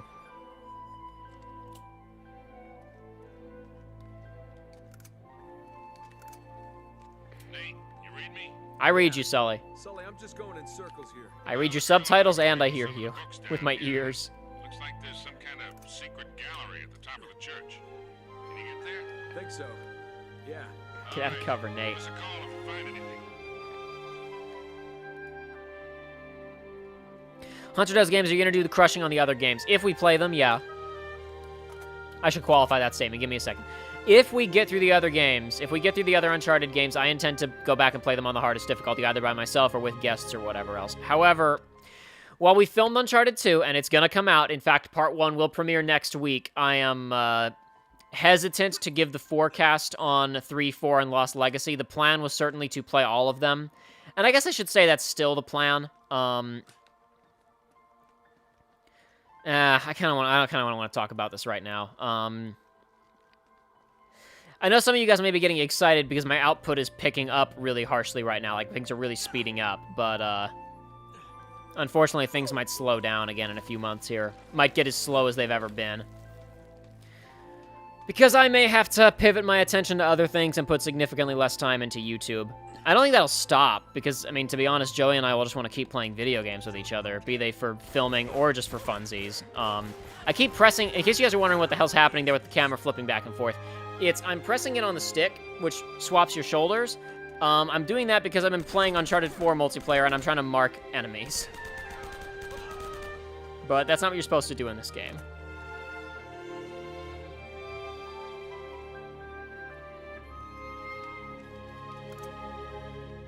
Alright. Will this room work this time?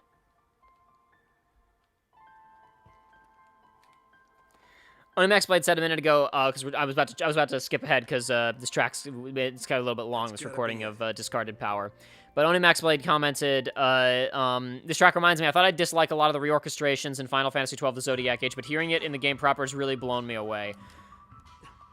They're much better than I thought. The reorchestrations for the Zodiac Age are probably some of the best.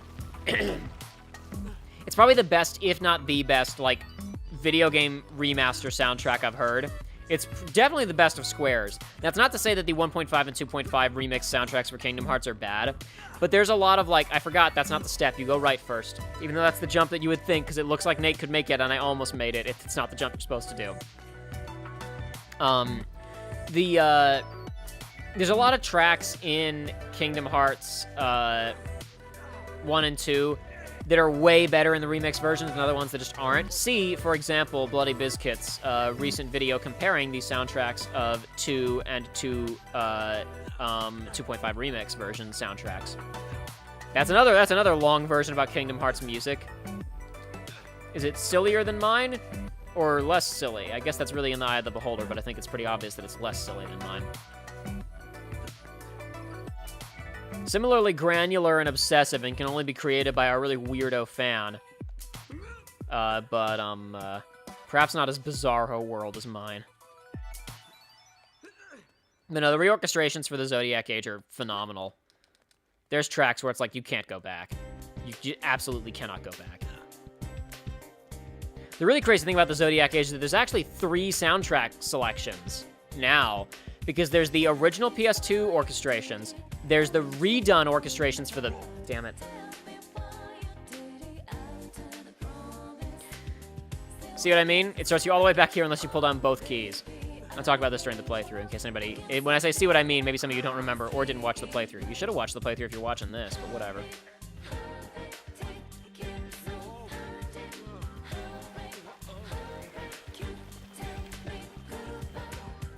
In addition to the original PS2 soundtrack and the remastered, completely reorchestrated soundtrack, you can also select the CD soundtrack. Because back in the day, after FF12 came out, there was a really exhaustive redo of the soundtrack that wasn't a complete reorchestration of everything, but it was higher quality than what the PS2 could produce. So there's like the original upgraded, the complete reorchestration, and you can select any of the 3 in remastered in the Zodiac Age now, which I think is kind of insane and really awesome.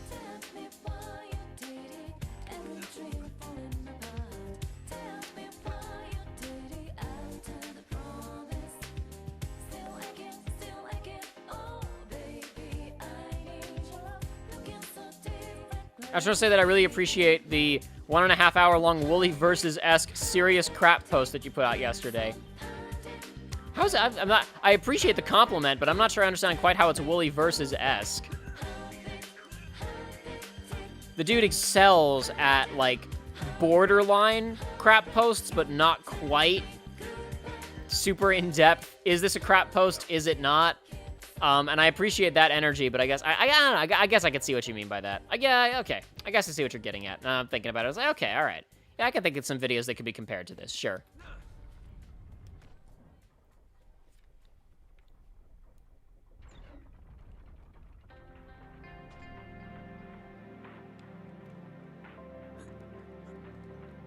The caption's called Sully Sally. When did that happen? I missed that. All right, Nate, one more jump. For truth and justice. There we go. Woo. Kirby lore. I don't even consider the Kirby lore videos to be crap posts. Those are their own thing, dude. I mean, those are lore summaries of Kirby. What? That's like, you know, saying that my entire story of Kingdom Hearts in 20 minutes is a crap post. It's just a helpful guide to the lore of Kirby, dude. Yosh, are you gonna see the Uncharted movie? I don't know. Maybe not. I don't care. I'm not gonna say I'm gonna go see a movie before like it even has a trailer, and I'm like, does this look good or not? I'm gonna tell you, the chances of me seeing it in theaters are probably pretty low, but who knows? Maybe it'll be really, really cool. First time for everything, right? Look, I'm gonna need a diversion to get them out of there. You got it, kid. One diversion. Coming right up. And Sully, Yeah. once they're gone, meet me in the mausoleum. But come through the catacombs. It's safer that way. Gotcha. Now I've just gotta get past all these goons without getting noticed. Oh, the YT captions called him Sally. Got it. Okay. Not the in-game captions. Well, that happens. You can't trust the YouTube caption, the automatic YouTube captions. They're a bunch of rat bastards. Do you think I'll ever try this game on Brutal? Oh, I tried it. And I see you, Bobcat. Very funny. I tried the, I tried this game on Brutal. To be fair, as we discussed, the jungle sections are the hardest part of the game. But I spent, no joke, like, okay, in the initial jungle encounters, you guys, right? From the, These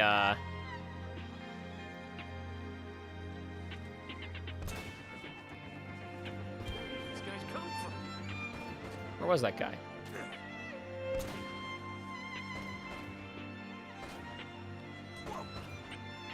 How's everything? Where's that grenade man? Where's that grenade boy? I'm not a grenade boy, I'm a grenade man. I missed him. I might have shot a tree instead. That may have happened. That may in fact have happened. I may in fact have shot a tree instead of the man that I was looking for. And I got outflanked, which was to be expected. What was I talking about? Crap, I completely lost track. Oh, Brutal. The initial jungle areas we had so much difficulty with on the last stream. Like, the initial, like, you walk across a beam and then there's 3 guys, it gives you the grenade tutorial, and then you get dumped into, like, those broken pillars and stuff that was, like, that gave us so much trouble. From balancing across that log to going down into that courtyard, I spent, like, an hour and did not beat it before giving up. That was my touching Brutal experience. I spent, like, an hour or an hour and a half, like, trying. This guy doesn't mess around. There we go.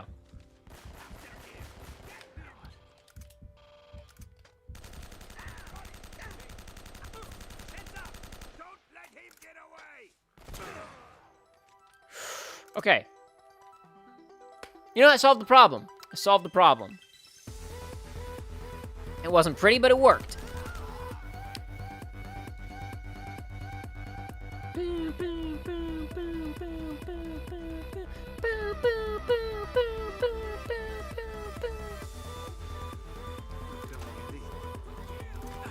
Oh, crap! Where did they all come from? Damn, dude, that's a lot of guys. That's a lot of dudes.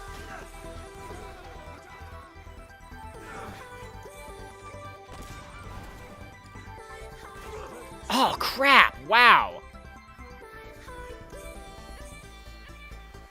Allison Watts, you die in like 2 bullets on Brutal. It's insane. I've referred to it as a meme difficulty, and I'm not kidding. Maybe we will touch Brutal when these streams are over. Be that today or next time around, we will touch Brutal. Maybe someday streaming this game on Brutal can be like a stretch goal or something. Like, you guys can pay me to be miserable for a few hours for your entertainment. I wouldn't mind doing that for money.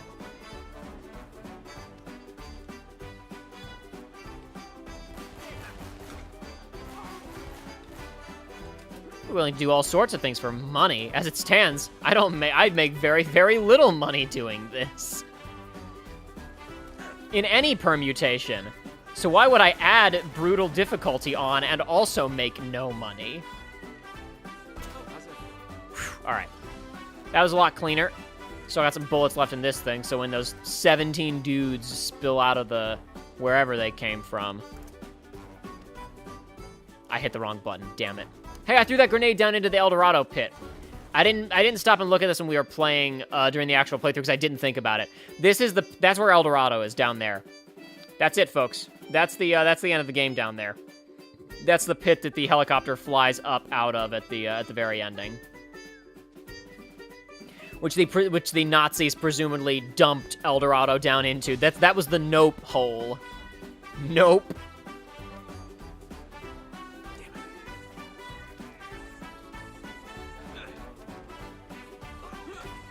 Alright.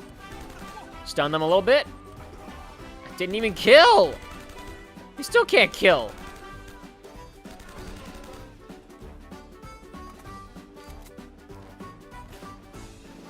What was that, Nate?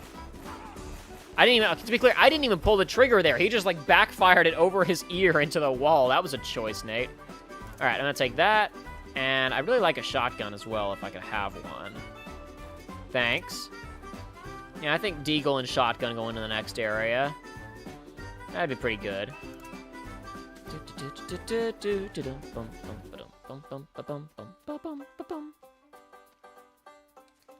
Cool, cool, cool. Yep, lots of bullets, lots of bullets. I like having as many as possible. That's always nice. Jump, you'll get there before the bad guys. Yeah, no thanks. Where's that other... there was one over here. Where did his Deagle drop? There was a sniper guy up here. There's only two types of weapons with the red dots on them. It's either a Deagle or it's a sniper rifle. There we go. Found it. But, of course, the weapons physics away, so you never actually know where they're going to land, necessarily. All right, cool. I'm pretty thoroughly kitted out right now, boys. I am ready to rock and roll. The wiki says crushing deals 2 times damage to the player while brutal deals 4 times damage. Yeah, I didn't have the numbers on the top of my head anymore.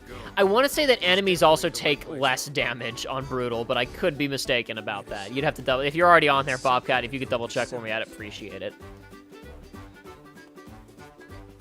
Jordan Gomber, have they ever made a good video game movie adaptation? Not one that was so goofy and dumb that it was good. Honestly, Prince of Persia is like a fine summer action movie. It is not remarkable. It's not the type of thing you will ever see twice, but like I know people who watched it at the time and were like, yeah, that was a fun movie or whatever, and then I was like, it was based on a video game. They're like, what? Like, it didn't process as a video game adaptation, an adaptation of any kind, or even just complete garbage. It was just like a movie. Prince of Persia is nothing to write home about, but it's like a functional summer movie. And it's a mix-up from the usual man with gun in modern day, you know, sword play and some parkour and stuff.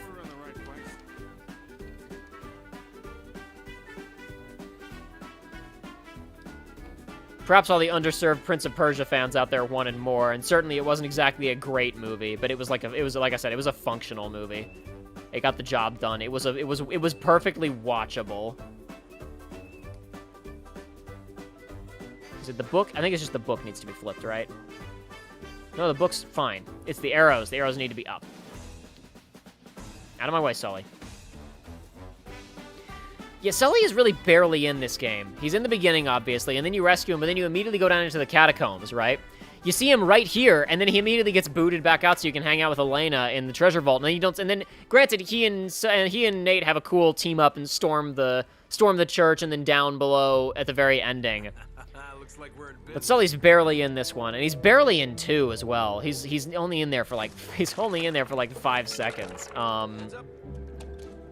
Then considering he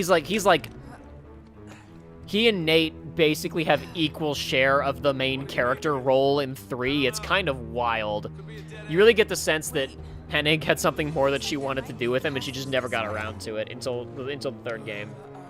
Oh, shit. What the hell's that? Sully, get out of there. Huh? It's a trap! Sullivan, are you okay? Sully! Yeah, fine. Still in one piece. You knocked me on my ass now. Yeah, well, you better get back to the library. We're gonna have to find another way out of here. Well, there's no way but forward. No damage dealt to enemies is the same on Brutal and Crushing, but you do pick up less ammo and menu cheats are off. Yes, that's the other thing. That's the other thing about Brutal is that if you pick up a gun in this difficulty, you pick up like the starting pistol and it gives you like, let's say 11, 13 bullets is the usual drop rate on the starting pistol, right? It'll give you 2 bullets. 2. So like you've got to use the Brutal combos to get more ammo, but you can't. Because the guys will just shoot you and you'll die. It's insane-o world. What is this place? Really elaborate way to hide the damn treasure.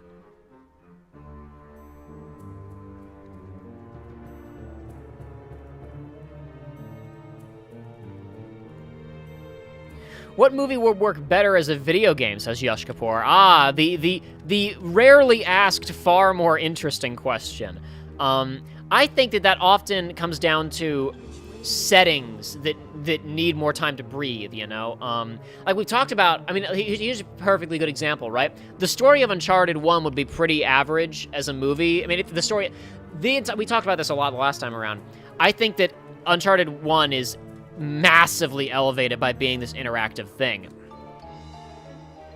And there are a lot of stories that I can imagine would benefit from being interactive, from getting to live in that setting and explore it a lot. I also imagine that, like, in order to accomplish it, you would need to... Like, how do I put this? Okay. I'm not saying Tron Legacy would be better as a video game, because I really like Tron Legacy, and it's pretty well directed. It's got really cool, like, cinematography, and I actually like the pacing of that movie fairly well. And the Daft Punk score would not be as powerful in a video game. It syncs up to specific cuts and actions and, you know, what's happening, all that kind of stuff, right? So I'm not saying it'd be better. But, like the Grid would be a really cool setting for a video game, right? However, on the subject of Prince of Persia, it's not really, like, I don't want, like, Tron Evolution or whatever that game was called, which was just, like, a weird Prince of Persia clone, but set on the Grid, right? I would want, like, a big open world. Like, I would want to see the setting explored, right? But then, like, okay, is this worth, like a Red Dead 2 budget or whatever? No. I shouldn't say a Red Dead 2 budget, since Red Dead is the most expensive video game ever made.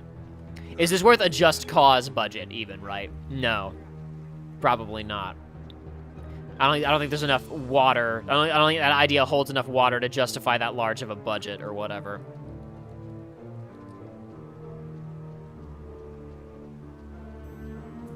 This has got to be good for something.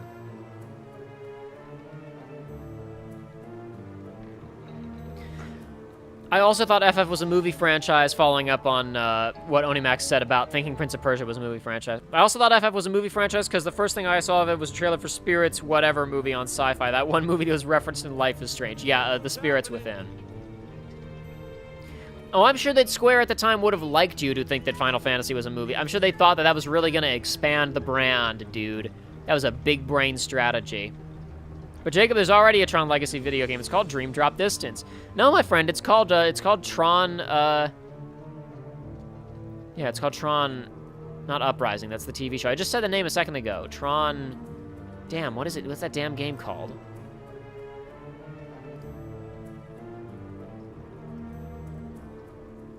I had it 5 seconds ago and then I lost it. I said it out loud. Tron Evolution, there we go. Bam, nailed it, woohoo. The coolest thing about that game, I never played it, but I saw a lot of footage of it back in the day. The coolest thing about that game, like, the campaign was just you played as an anonymous program, and it was like you did a little bit of, like, running around and some beat-em-up gameplay. Like, it was not, the game did not look exciting, except for the light cycle stuff. It actually had multiplayer. And it wasn't like, it wasn't traditional arcade light cycles, like, you know, the overhead 90-degree turns, like the original Tron video game.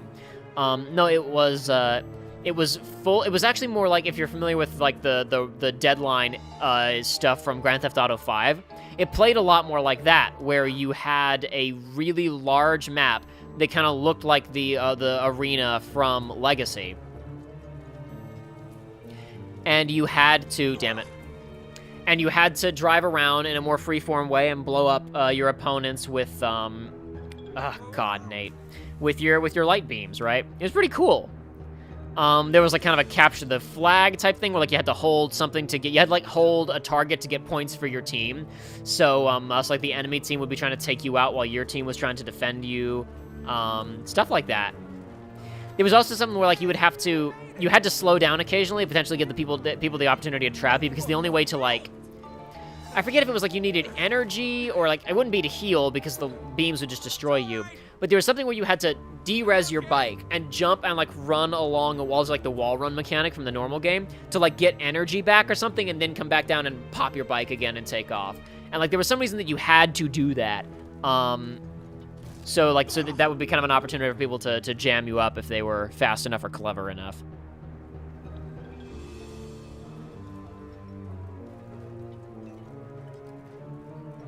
All right, did it that time.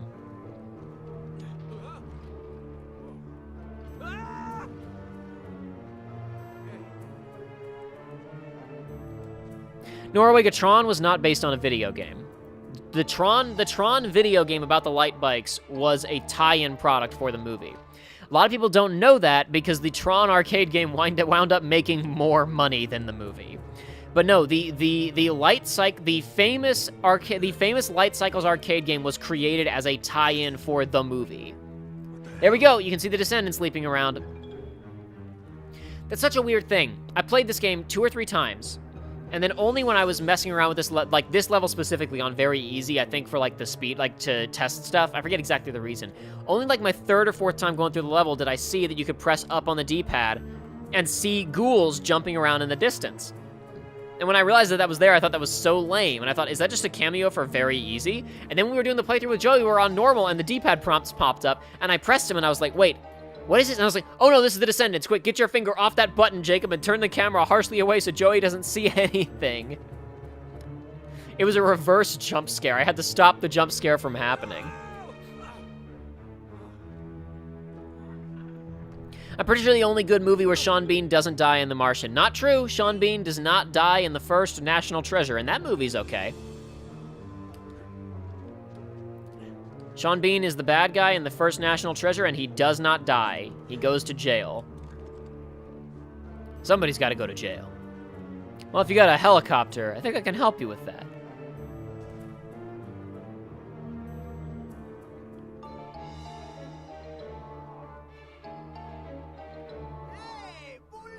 Hey, Eddie! How's it going, man? Oh, okay. That's too bad. This just keeps getting better. Ah, dead immediately. Where do these guys keep coming from? Oh, hey, the music from the Tron-esque level. I mean, obviously, the entirety of Sayonara Wild Hearts is Tron-esque, but the very Tron-esque music is playing right now. Check that out. The music from the Tron-esque level, that is. Whoa.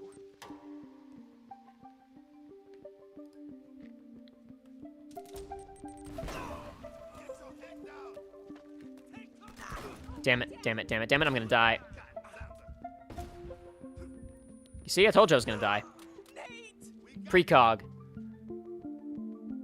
Just keep coming. Yes, it is a running joke at this point that people cast Sean Bean so he can die. In fact, it was like a TV show or a movie or something called like Sean Bean Dies a few years ago. It was like the whole thing was the joke about Sean Bean always dies and everything that he's in. Oh my god, no! Oh my god, he's in.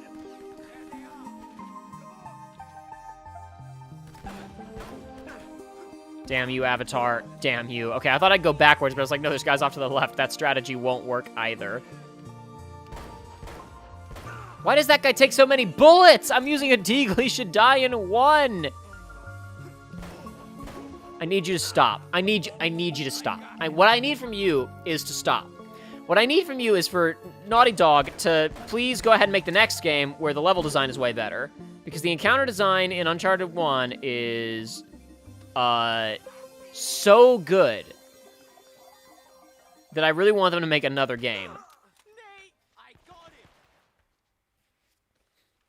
This is the second hardest difficulty, folks.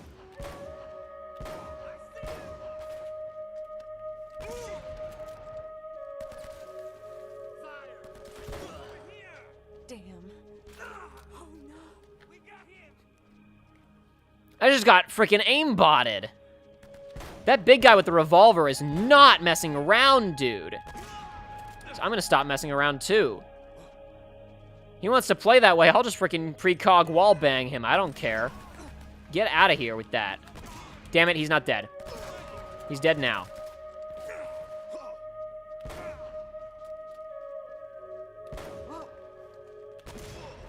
That didn't kill! Okay, indeed, Nate. Alright, one more of these. Where's Grenade Man? Where's Grenade Boy, and his sidekick? Grenade Man. I don't see him anywhere. Oh, he's up there. He's hiding. Got him. Damn you! Why won't you die?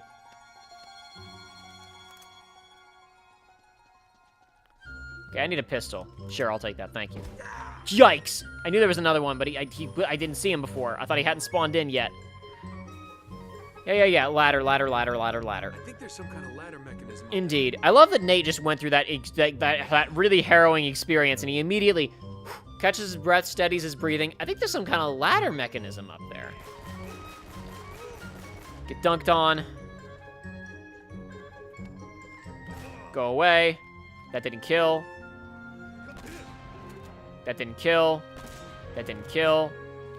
That killed. Okay, boys.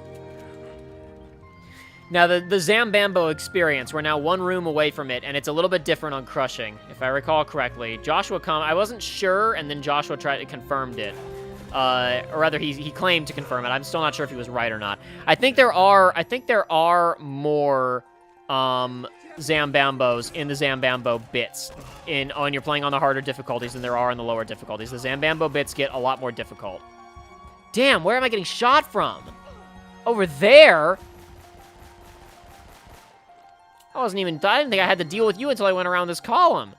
He was ready for me immediately. All right, whatever, let's go. Which game has the best Nate? 4, unquestionably. I hope this leads somewhere.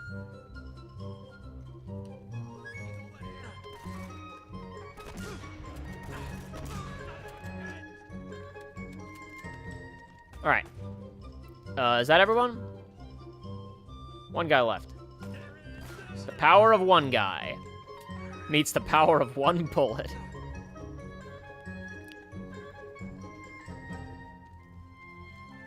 Let's try this way. Would metal bending work to deflect bullets? I think it would be too fast. I think bullets would be too fast for the bender to catch it, because you have to, like...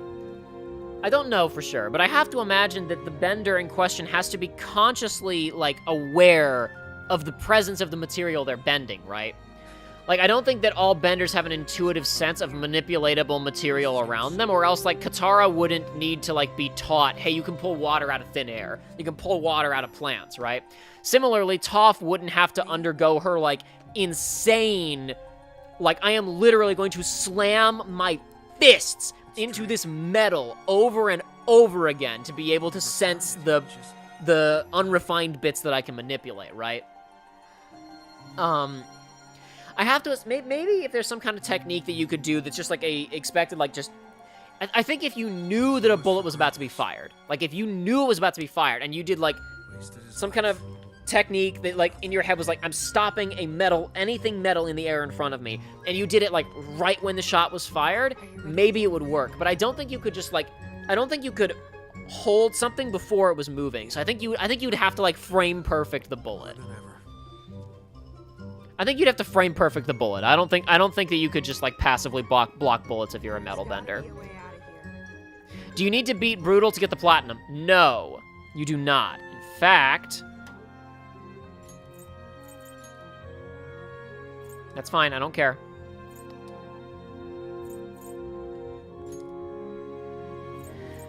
The extended collection trophies.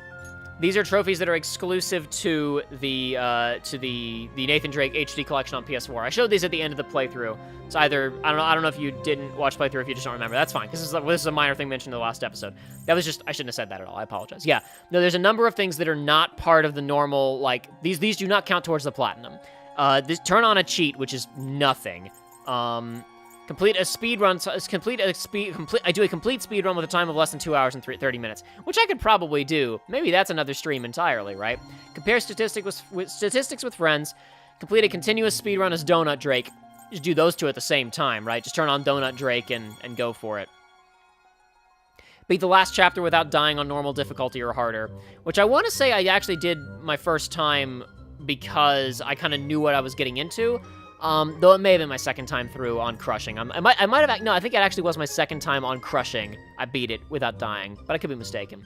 Plays an alternate character. The only actually difficult ones are maybe beat the final thing without dying, do a speed run, and then the gimmick thing of kill the Descendants with a sniper rifle and beat the game on Brutal without changing the difficulty.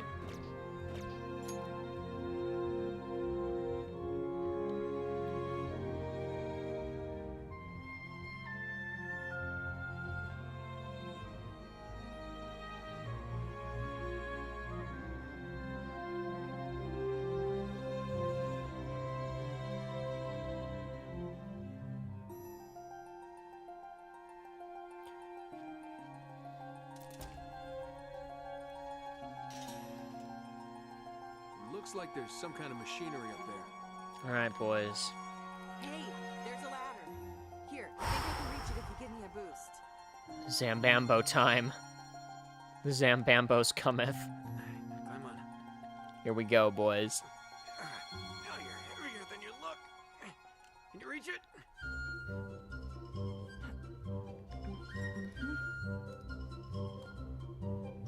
Looks like an old hoist or something. There's a rope.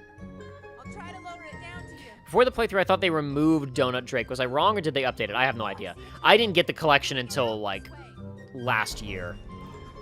This released before Uncharted 4. I didn't get this collection until last year, because I didn't need it. Like, I didn't feel any urgency to play 1, and I own 2 and 3, so I didn't need the collection.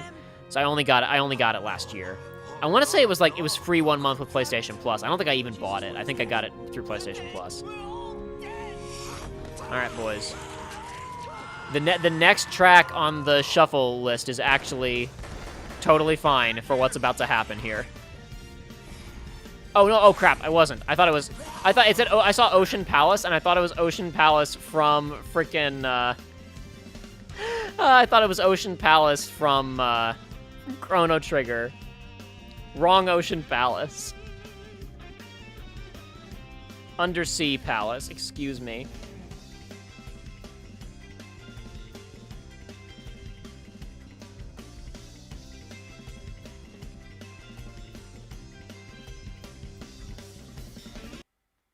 There we go.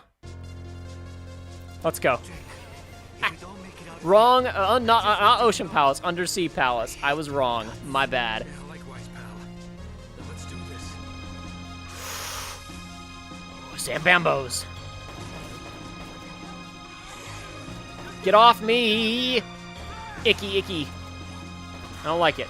Go away. Yeah, you juggle them over there. He's freaking juggling those guys like he's Dante, dude. Eddie's so good. He's so powerful, you guys. Eddie's so powerful, guys. How does he do it all day and all night? What a devastating loss. Oh boy, he's closing in on that guy. He wants a piece of that action. He would not wait for that Zambambo to come to him. He wanted that Zambambo all to himself immediately. He went right up in that guy's grill.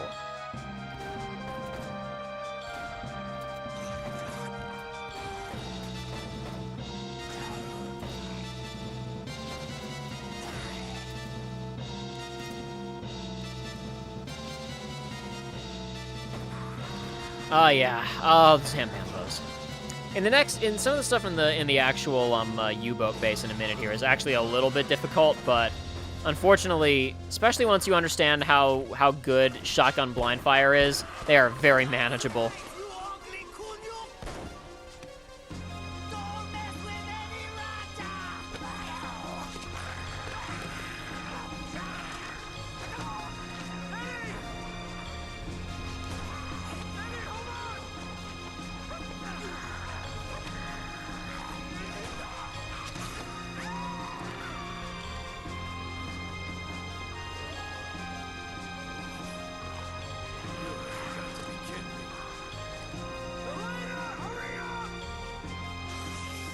I don't know, maybe they patch Donut Drake in later, but I honestly have no idea at all if that was something that was added in later that they didn't have at launch or not. I have no idea. It's possible, but do not know. Okay, I need more ammunition in this gun. Thank you. I guess I'll pick up the AK. It's right here. I can use that instead. Oh, sweet, dude. They're all dead.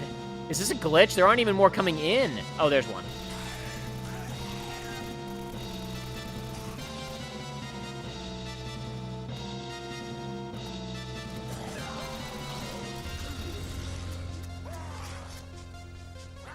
Damn it. I was trying to pick up that shotgun. I got greedy. To be fair, it is kind of hard. Like, the problem with the detection on the rope is not good. And sometimes Nate will just, he'll miss it a lot. So I thought I better clear out a couple of these guys so I can actually make a clean shot on the rope. But then I was like, I could probably grab that shotgun and clear out these guys a bit faster, but 'twas not to be.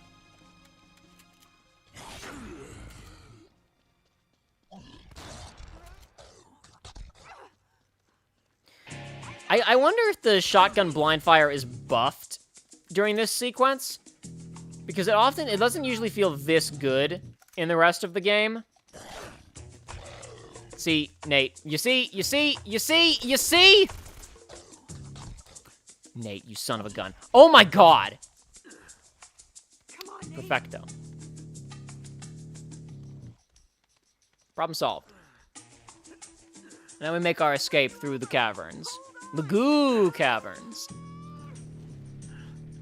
Oh, the guitar hit's gonna work perfectly here. Oh my god!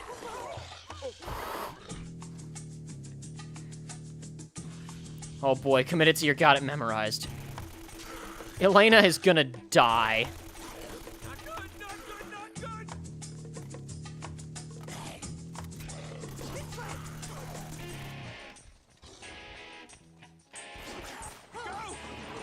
Escape!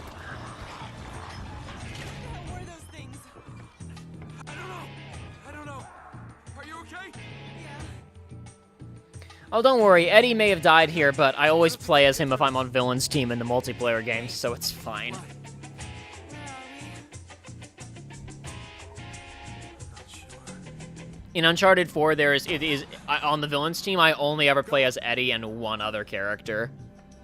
On Heroes, I'll switch around between most of the cast, but on Villains, in 4, I will play as Eddie and one other character, and that's it. Well, I guess that's not it. So, I mean, sometimes I'll play other people, but it's mostly just them. Nate, come here, look at this. However, I don't really want to listen to this right now. So they found it. They must have broken into the vault and cleared it out. Yeah, but what's the monastery got to do with it? What does the monastery have to do with it? It doesn't make any sense. What's love got to do If that's with where the it? statue is now. Oh man, we were right on top of it. I'm gonna see if I can't get a better look at This this than I looks did like last a time. service. But Jacob, you already tried using photo mode last time. Yes, but last time I did not have the power of cheat. You know, I bet if we can make it to the generator room, we could get the power turned back on. We just gotta find a way out of here first. Wait, what are you doing? Yeah, Elena, do it. Tear down those walls. Found a way out. Smash that glass ceiling, Elena. Work? All right, let's go. Nope. This one's all you, cowboy. What do you mean? Nate, you know I can't make that jump. There is no way. I don't know what you can and can't do, Elena. I've only known you for a couple of days. I don't know the extent of your capabilities. I don't know how far you can or can't jump. Just go. I will be right back. Yeah. Were you like on an episode of American Ninja Warrior that you think I caught or something? All right, boys, power of cheat time.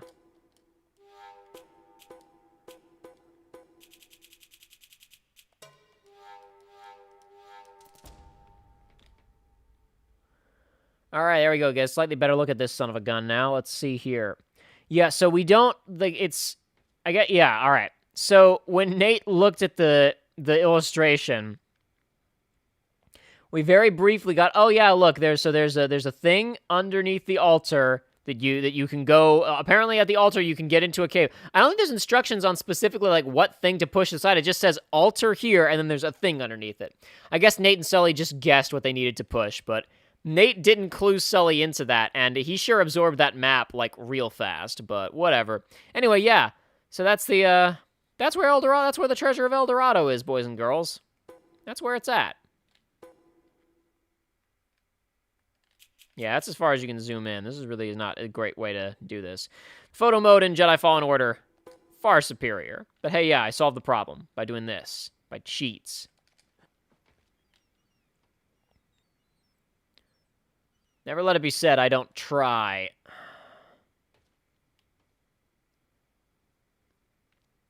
Got a good look at that bad boy now.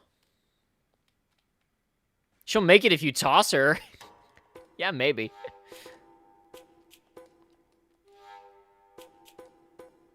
Hardly matters because I'm going to pick up another gun in a minute here anyway.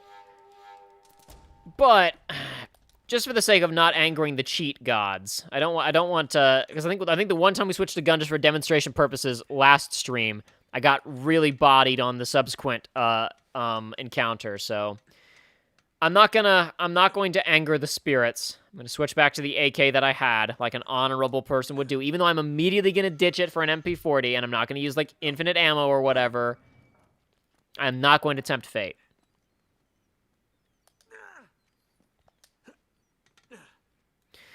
Norway says, without spoiling too much, how well do you think that the secondary villain in Uncharted 2 compares to Eddie? Well, I literally almost said there is no secondary villain in Uncharted 2, and then I went, oh yeah, so...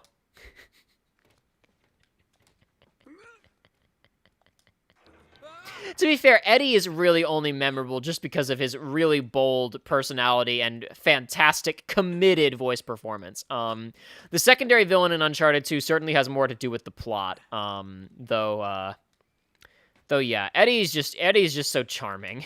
Eddie's just so fun. Damn it, Nate! Damn it, Nate. Never let it be said that I don't cheat, that's right. But no, the fact that I literally went, there is no secondary villain in Uncharted 2, oh, right, should speak volumes. The secondary villain in Uncharted 2 is fine. It's just, he just doesn't, like, again, like I said, has more impact on the plot than Eddie does. But Eddie's just got such a bold, like, you just don't forget Eddie, dude. You don't forget Eddie. Hold on a second. You guys seeing this? Okay, no, it's my imagination. I thought that, like, there was some kind of weird thing happening where this was because of the fixed camera, like they were cheating and that this pole was, because it looked like his feet were touching the concrete wall. You seeing this? It's just an optical illusion because I'm straight against his back. They are hitting the pole, but... Oh, man. You ever wonder what the underside of an avatar's foot looks like? Bam!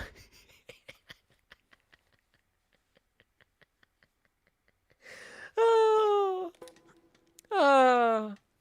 From comments that I get from you guys and from the statistics, some of you might be too young to even know what I'm referencing there, but that's okay.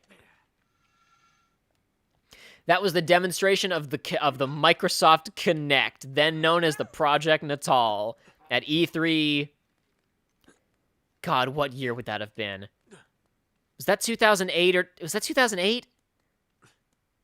I don't remember what year that was. Damn. Freaking one of many demonstrations showed that with the of basically in the Avatar creator on Xbox 360, and the guy was demonstrating the Kinect of like, hey, look, the Avatar will follow along with what I'm doing, and then he went, you want to see what the underside of an Avatar's shoe looks like, and then he lifts his foot up and goes, bam, and then the freaking Avatar starts to lift his foot up, right, and then goes.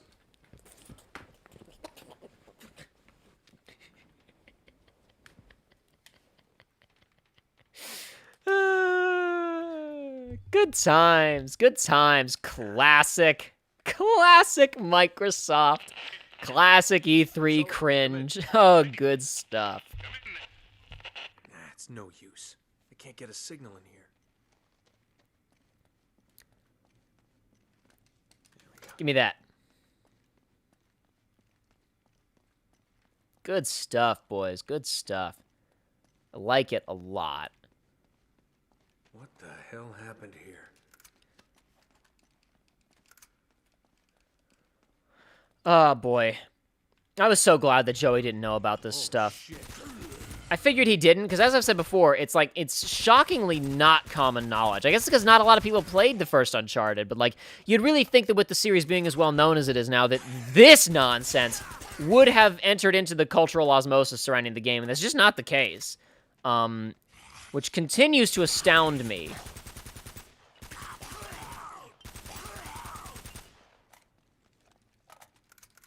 Okay. But it's, I was just really happy. Because, like, I really wanted that authentic reaction to the freaking zombies showing up in the almost literal 11th hour of the game.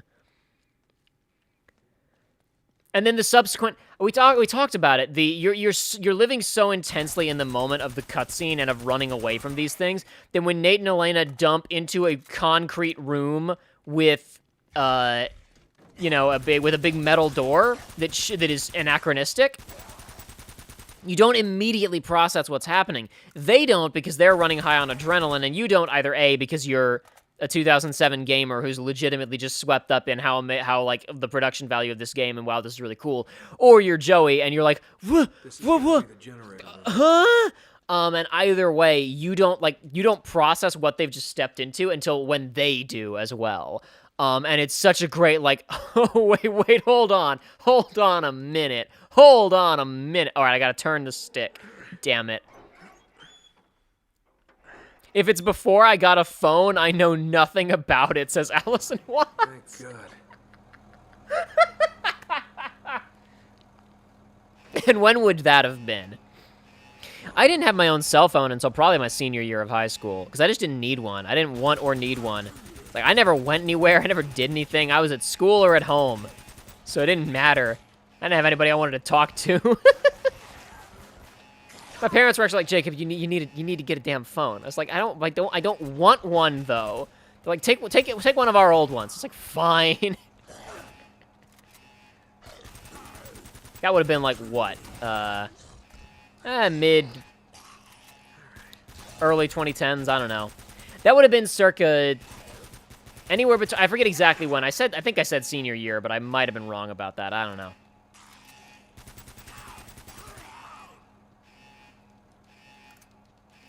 I definitely did not have one before like 2012, 2013. But it might have been as late as like 2014. It might have actually been like in 2014. I probably had it for the last year at least probably. So no, it probably would have been at least 2013. Regardless.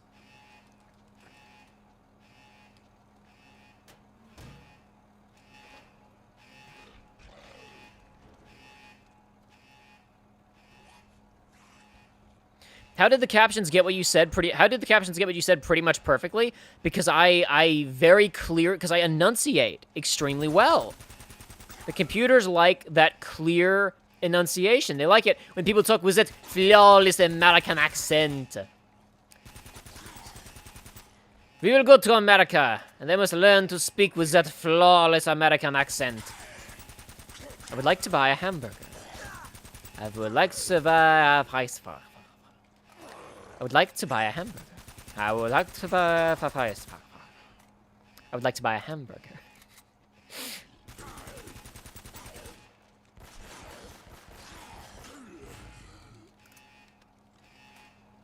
Spice pot the burger.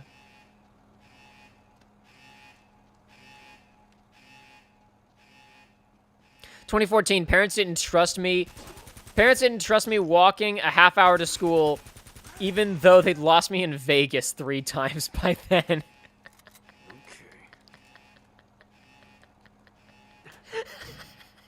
Oh, that was good story. That was very good. That was very excellent, concise storytelling there, Allison Watts. Very well executed. Alrighty. Start the music back up again, shall we? But I'm gonna skip mine. I'm gonna jump ahead a few tracks.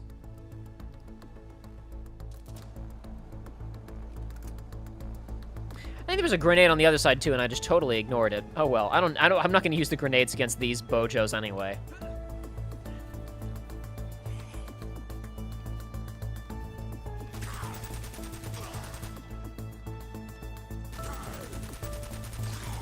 Okay, boys, you ready?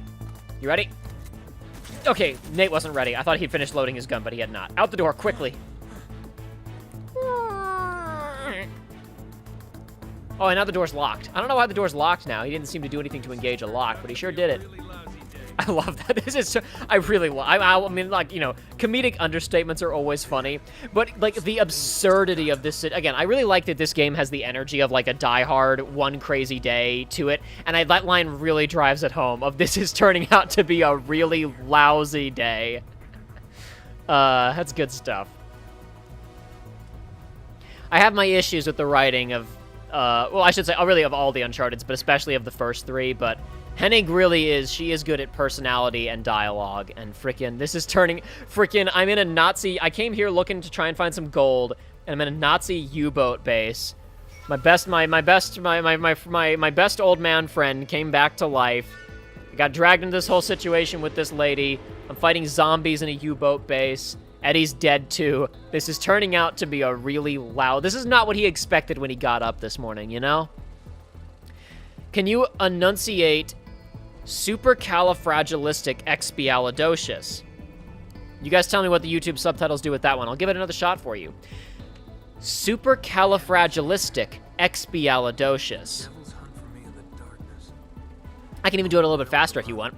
Supercalifragilisticexpialidocious. Supercalifragilisticexpialidocious. Become as demons. My men have all Don't make him do that. It's simply quite atrocious. no ship will depart this. Can you give me some of your enunciation powers? I can't even speak my own language. Well, I'm not sure that enunciation powers would translate across languages, because different languages have very different styles of what counts as enunciation and what doesn't. Ye have mercy on this unholy place. There are languages where almost everything is communicated through guttural sounds on the ends of words. Comes through perfect? Hell yeah.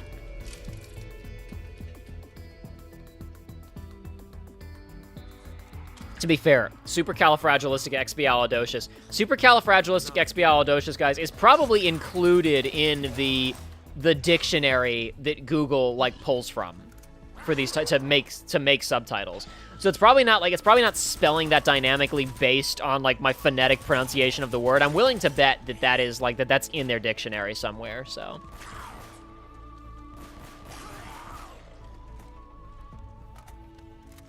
Can you enunciate D's nuts? Sure thing, I don't mind. I know this tends to be a child-friendly stream. What isn't child-friendly about D's nuts?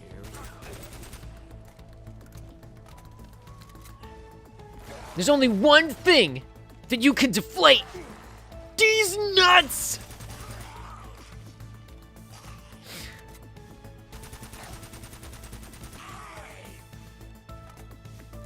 That everybody?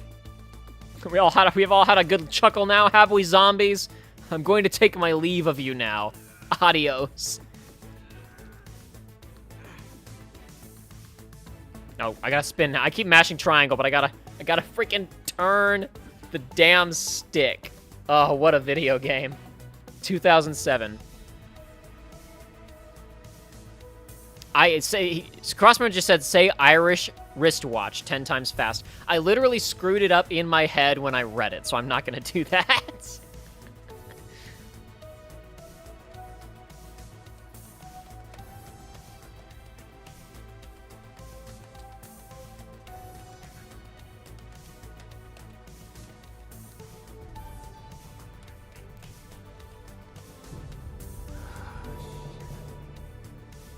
Obviously, we talked about this during the playthrough, but it really, like, it really cannot be undersold how impressive the vocal performances and physical performances of all of the actors were in this game. Like, eye lines are usually respected, people are looking the right directions, there's just great physical animation for the... Like, look, like, he actually grabs her instead of her just standing there and him pointing a gun at her or whatever. Nobody's ever in an idle stock animation. Even these goons in the background are shifting their weight around. They're looking around. You know, like, it's. And as we talked about, the freaking performance in a second here of go, just keep smiling, asshole. I'll see you soon. So good. You just did not see this type of stuff in video games very much before this, if at all. Yeah. Keep smiling, asshole. I'll see you soon. Even right there, right? Like, Navarro said adios after the mic was off. And the lip flaps are good enough, and his physical performance is good enough, that even though we can't even hear it because the mic is turned off, we can hear his kind of smug, quick, his little chuckle, you know, his chuckling, smug adios. Like, we can hear it because we can see it in his acting, in his facial animation. This game's incredible, man.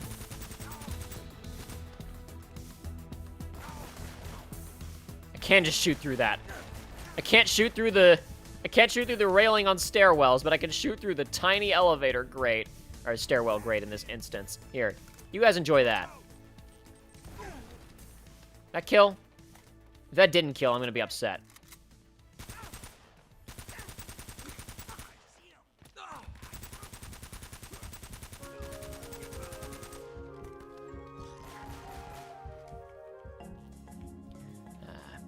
Normally, see, the thing is, I have a lot of this playlist that I use stocked with, like, fairly chill music, because this playlist, like, usually this playlist is used for when we're, like, often it's just used for when we're, like, talking, right, or building gummy ships or whatever. Though sometimes there's stuff that doesn't quite fit with Zambambo killing.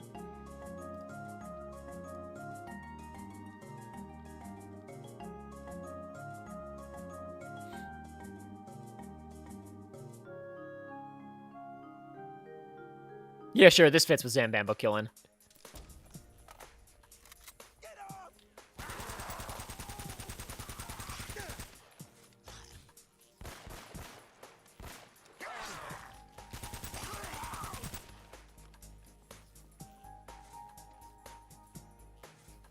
Oh, sweet, he is dead. Cool.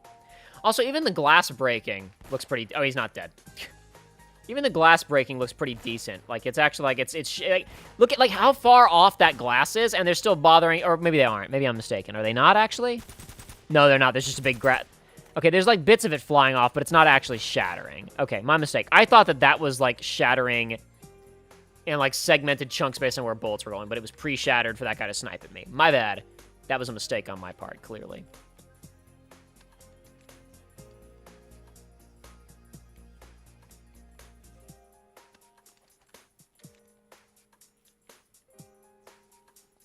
Yeah, that was a Hat in Time a second ago. That was from the Yakuza Metro DLC.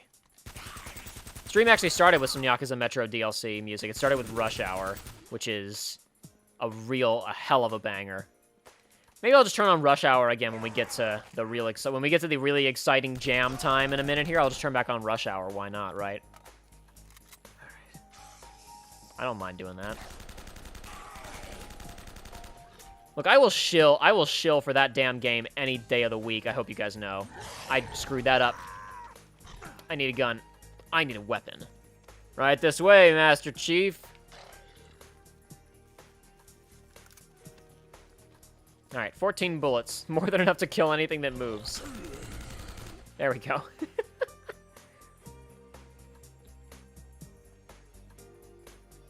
Can I put in the basement music from RE1 Director's Cut? That'd be fitting for fighting zombies.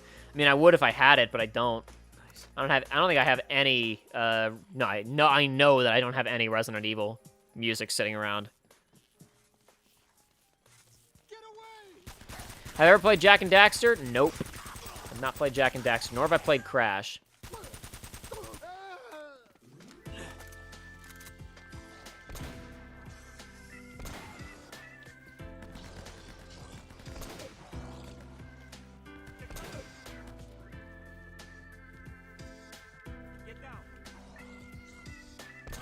Idiot. Gotta keep your head on a swivel, my guy.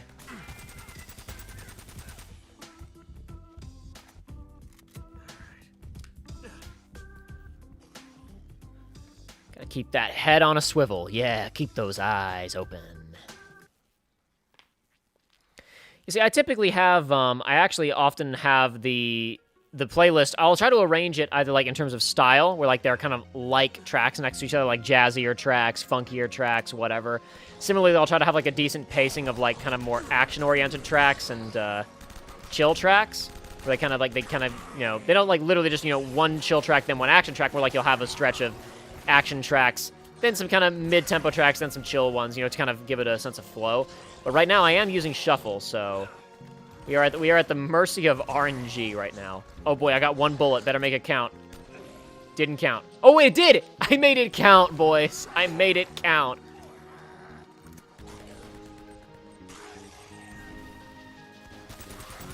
I can't believe that worked. One bullet, better make it count, but it counted. Oh crap.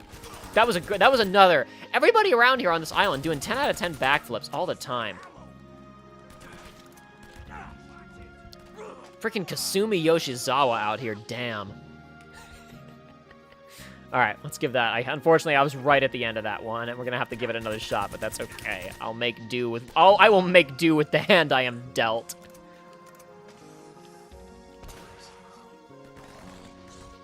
Those guys come in with so much energy. They are so ready to shoot zombies. Those guys all charge in as one big group. I love that.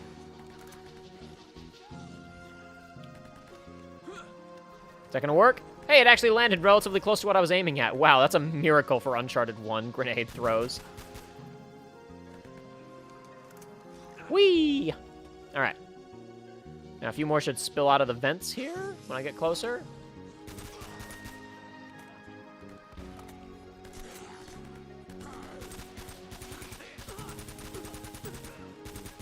Or perhaps not. There we go. Thank you. Yipes! Oh, okay, all right. No, you know, listen. Unnecessary. Thank you. Cool.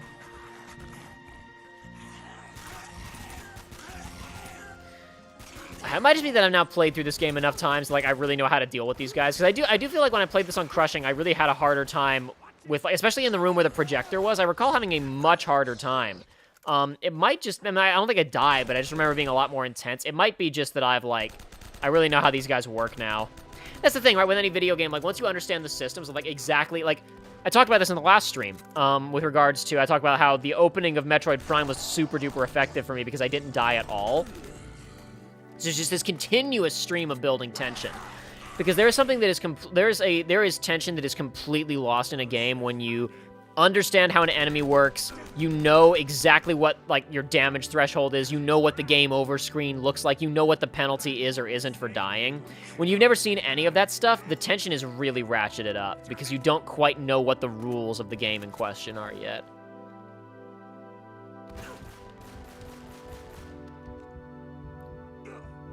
Nate?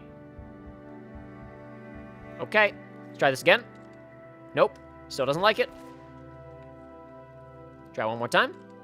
Nope, still doesn't like it. Nope, he really, really does not like it. No matter where I go or what I do, he just does not like it. All right, cool. Need that, thanks.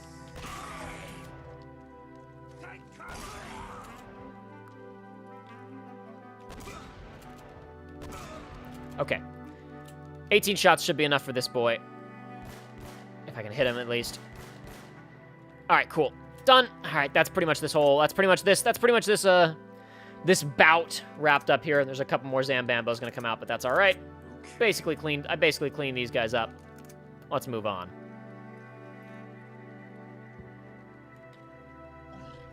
Boy, we recapped it at the very beginning of the last episode in a few seconds here in game time. But freaking the conversation that we had in between, like when we stopped to eat dinner and watch some Best of the Worst by RLM and do some other stuff, where we were talking, where Joshua said the biggest disappointment of 2020 is that the president of the United States did not have to get into a giant robot, and we were like, well, Donald Trump is too old; he can't get into the robot. But JFK, though, if the Cuban Missile Crisis hadn't gone the way that it did. Throwing those nukes back. Marilyn Monroe showing up in Unit 2. Hell yeah.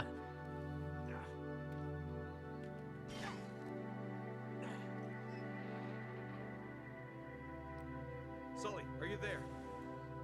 Damn it. Sully, come in. Oh, thank God, mate. Where are you? Heading your way.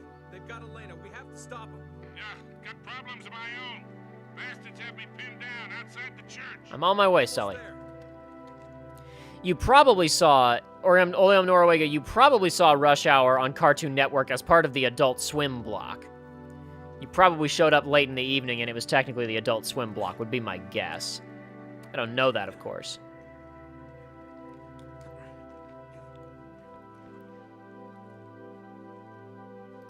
But that would be my prediction. This is technically a track from Smash, so whatever, it's action music. Shut up. Shut up, though. Stealth kill! Okay, not quite. This guy's gonna just bang me in the head. Oh, sweet, he gave up. He gave up to shoot at Sully instead, even though I was punching his friend to death. That's fine by me. You know, guys, you can think about it this way, right? Nate's body count isn't as big if you consider that many of the people that he melees, he doesn't actually snap their necks, he just punches them a lot. Those guys probably lived. The guys that he just punched, they got knocked out, but they probably lived. They're totally fine. I still love the phrase, this is no Evangelion, by the way. Yeah. That was pretty funny. That was pretty funny. That was a funny time. That was a funny joke from a funny man.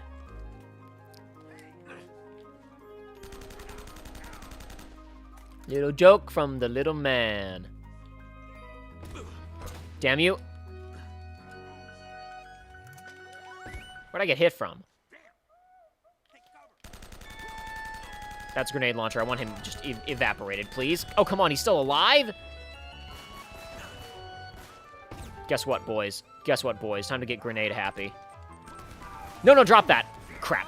Actually, I landed on the other side of cover. I'm totally fine.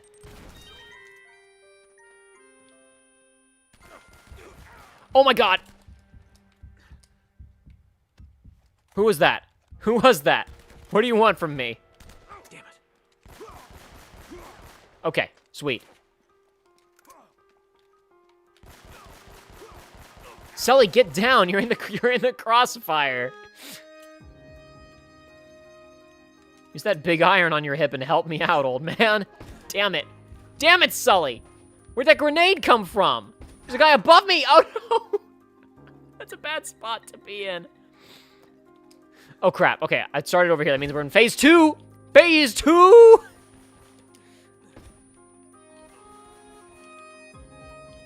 Damn you! Oh god, it was not fast enough. Not fast enough. Okay.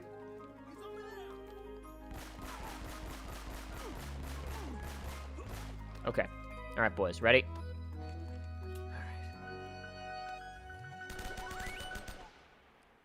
Alright, he's either dead or stunned enough that I can at least move for a second. I need either of those situations is fine. Damn it. Ah, not good enough.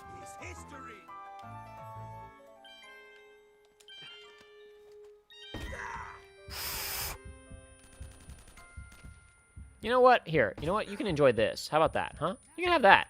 Have fun with that. Good. And it all worked out in the end. Oh, no. I mean, it doesn't work out in the end until I live, but, you know, if I make it through this one alive, then we can say that it all worked out in the end. Was Sully shooting me in the back of the head? No, this guy was shooting me in the back of the head.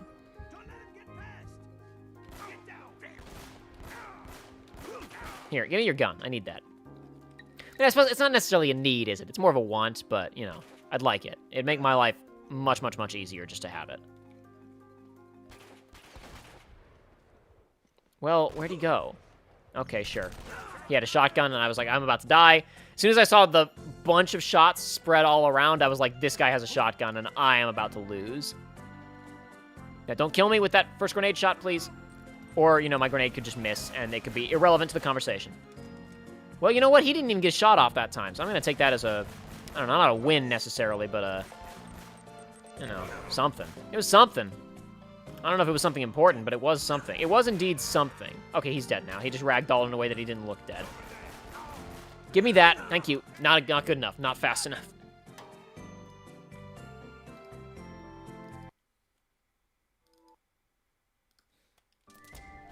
Not fast enough.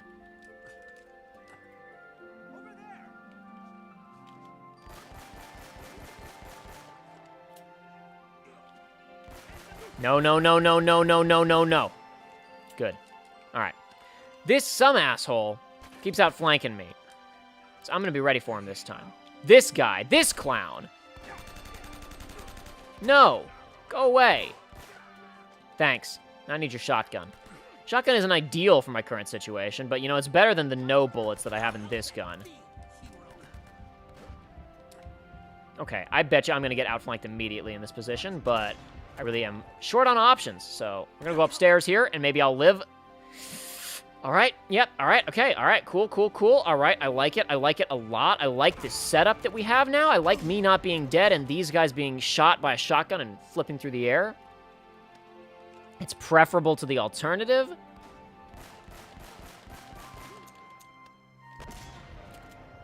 Sure, he was damaged enough that that totally counted. I will take it.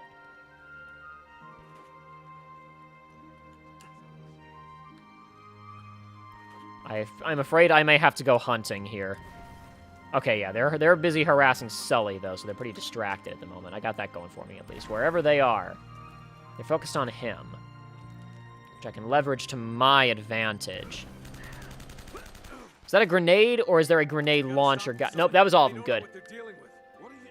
I don't know how, but that statue destroyed the whole colony, and it killed the Germans too. Whoa, come again? There's no time. We've got to get to the church. Oh, sweet, this is full. Okay. I'll take this. I will take this full sniper rifle. There's another full sniper rifle in there already. This will be extremely useful for clearing the area out. What I need is pistol ammo, though. Did any fools out here drop pistols? I don't think a single one of them did. I don't even know where the grenade launcher guys are. I think they might have been in the first round, so I won't even be able to get any ammo from them. That's a M4. It's blocked by the mic stand. Yeah, I need to do what I did last time that I'm forgetting about. There. No more mic issues now. I can just see the whole screen now. Okay, I got no pistol ammo. I got 5 sniper rifle rounds. And we're wearing it's dark and we're wearing sunglasses.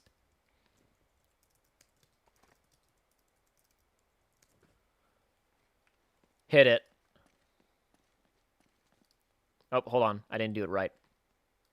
I didn't do it right.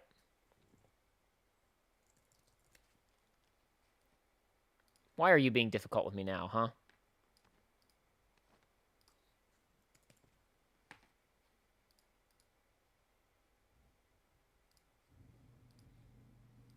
Hit it.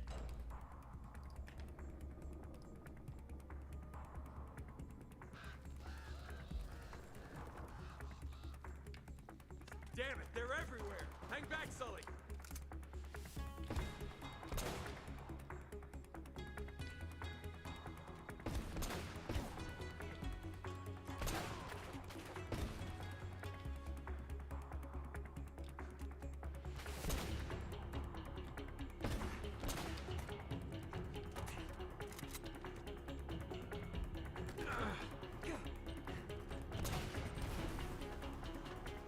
I was doing so good. I was pro gamer mode a minute ago, and now I'm getting my ass kicked.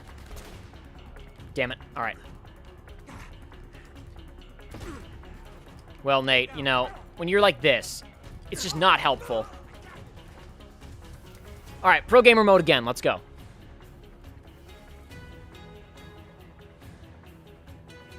This time, don't pick up the gun until you empty the one you currently have so you can actually get the maximum amount of ammo out of it. Also, don't use the cover because the cover's garbage.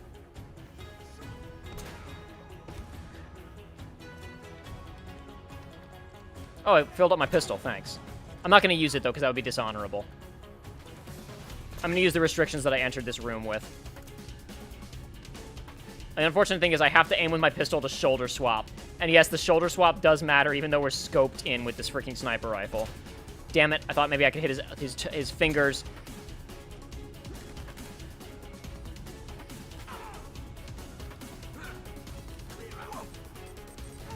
That's fine.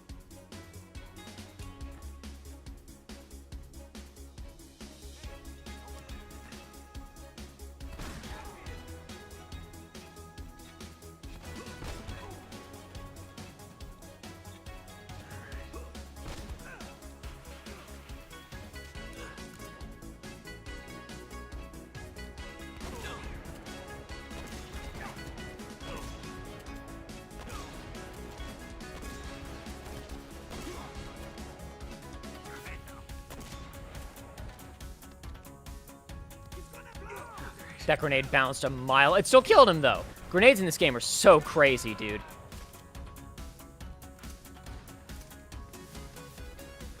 Okay, I did pick up some pistol ammo, so now I'm allowed to use the pistol.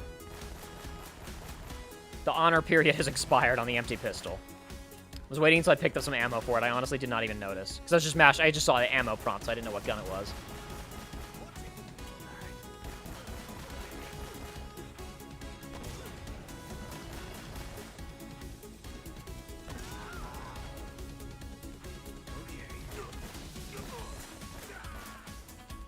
Come on, Sully.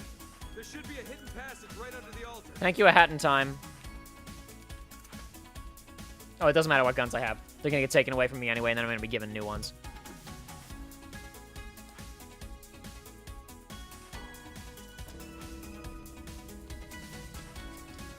All right, that was the gamer mode. Now after this, it's just a mini game boss fight. That was the real gamer mode, folks.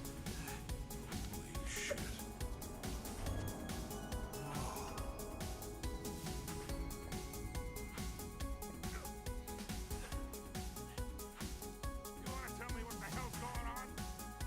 Drake didn't want to get the treasure off the island, Sully. He was trying to stop it from leaving. What? It's cursed or something. Oh, Nate, for God's sake.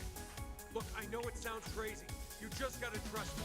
Trust me, believe me, whatever. I wasn't reading ahead of the subtitles, just trying to remember the dialogue.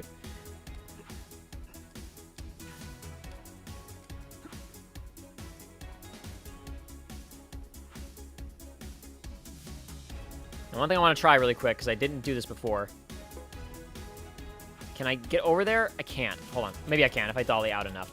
Can I see around this corner before the freaking cutscene steals it away from me? No. I'm gonna try something. When the cutscene's over, I'm gonna run backwards and see what happens. I imagine I'll just get killed by Zambambos, but I want to see what happens. I'm curious if I just run backwards. Good stuff, boys. Good stuff.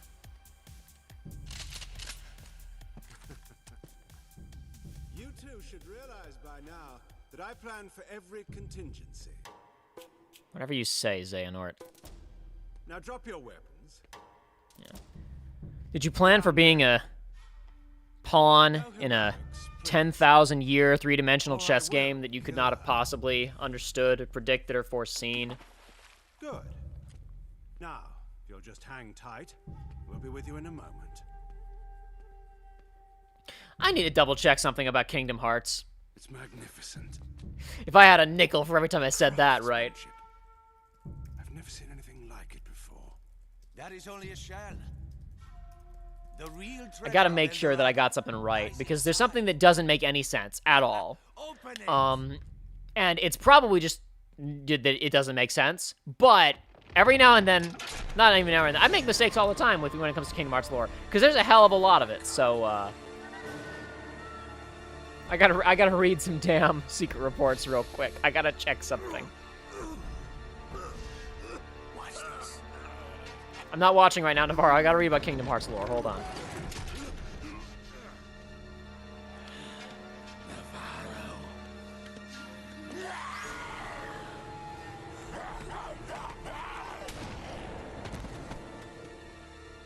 Adios, Jefe. So little imagination.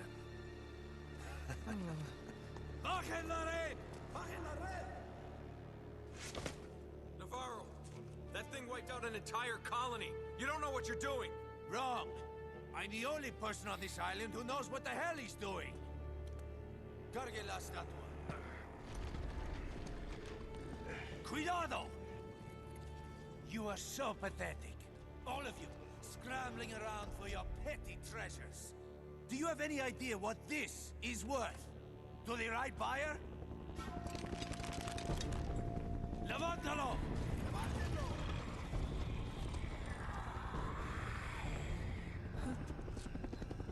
Oh no. What the hell is that? God. Jesus, what are those things? It's the Spaniards, Sully. They never left.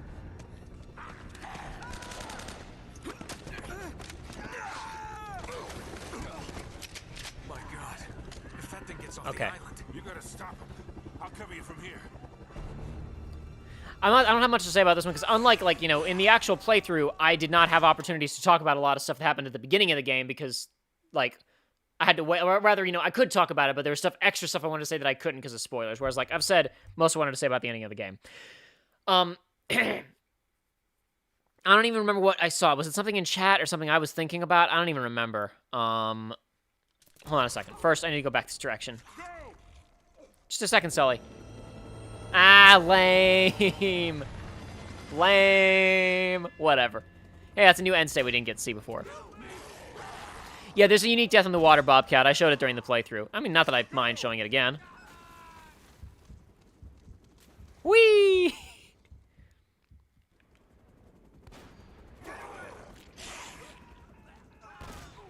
Thank you, Sully.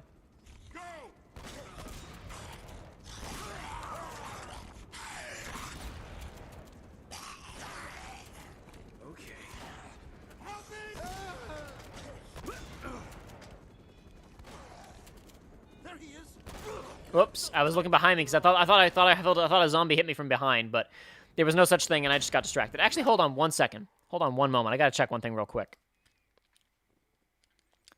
Gotta whip into my PS4 share files real quick. I gotta see if this is still on here. If I still have this, I may have offloaded it already, so it may not be on my PS4. If it is, I'll show it now, though.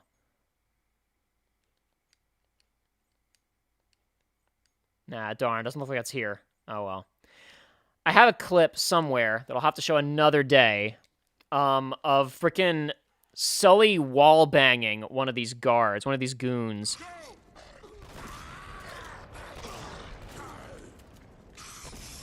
Not the zombies. One of these guys up here. Damn it. Sure, fine. This next guy... That guy right there got shot through the wall right here. A bullet came through the wall and stunned him, and then I shot him. Sully literally sniped him from across the map through a wall. It was hella tight, dude.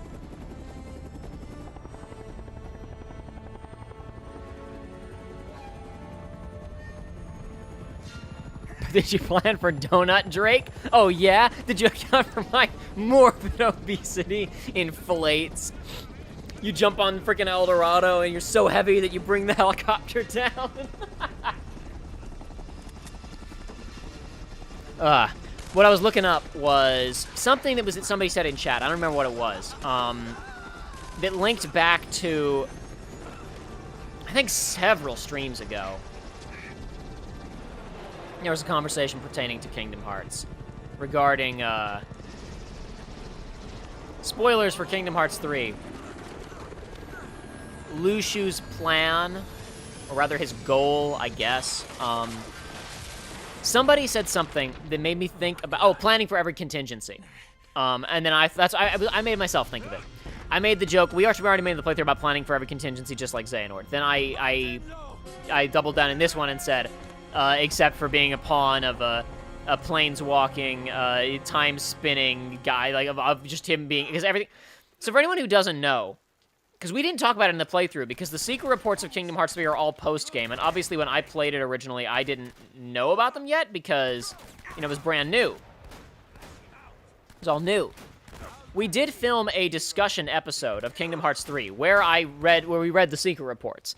It never came out, though, because it was bad. For one thing, we recorded it, like, 3 days after the game came out, and I was still, hot. And I said a lot of things that I would, like, it wasn't like I said anything horrible, but just, like, stuff that I was like, I do not want this to be, like, our final word on Kingdom Hearts 3, because it was far more negative than it had any right to be. There were certain bits in it that were good, or at least interesting. Was that all of them? Cool. But I was like, I listened, like, I started editing it, and I listened to the whole thing, and I was like, this is not worth releasing. Minus that I don't even feel like this accurately represents my opinion on the damn game. Like, it's like not even that entertaining or interesting. Like, it's just not worth putting out there.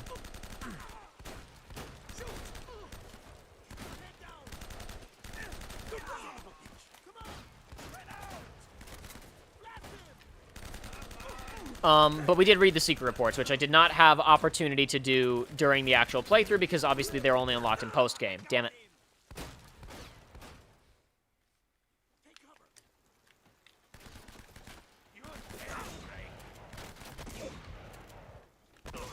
But for those who don't know, in the secret reports of Kingdom Hearts 3, it is revealed that, the Keyblade War, which Xehanort thought he was conducting because he wanted to summon Kingdom Hearts, was actually, Lushu/Braig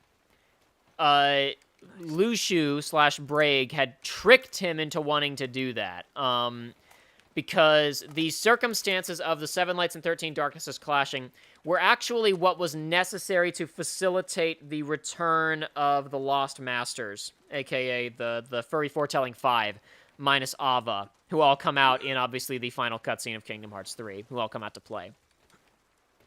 You may not have realized it, because the game certainly doesn't tell you. They all just kind of show up. They all walk out of portals. But they are only able to appear, apparently, because of the magic of the final clash of Kingdom Hearts 3. Apparently, that somehow influenced the midichlorians to create life and allowed them to come back. Don't ask me how, because I don't know.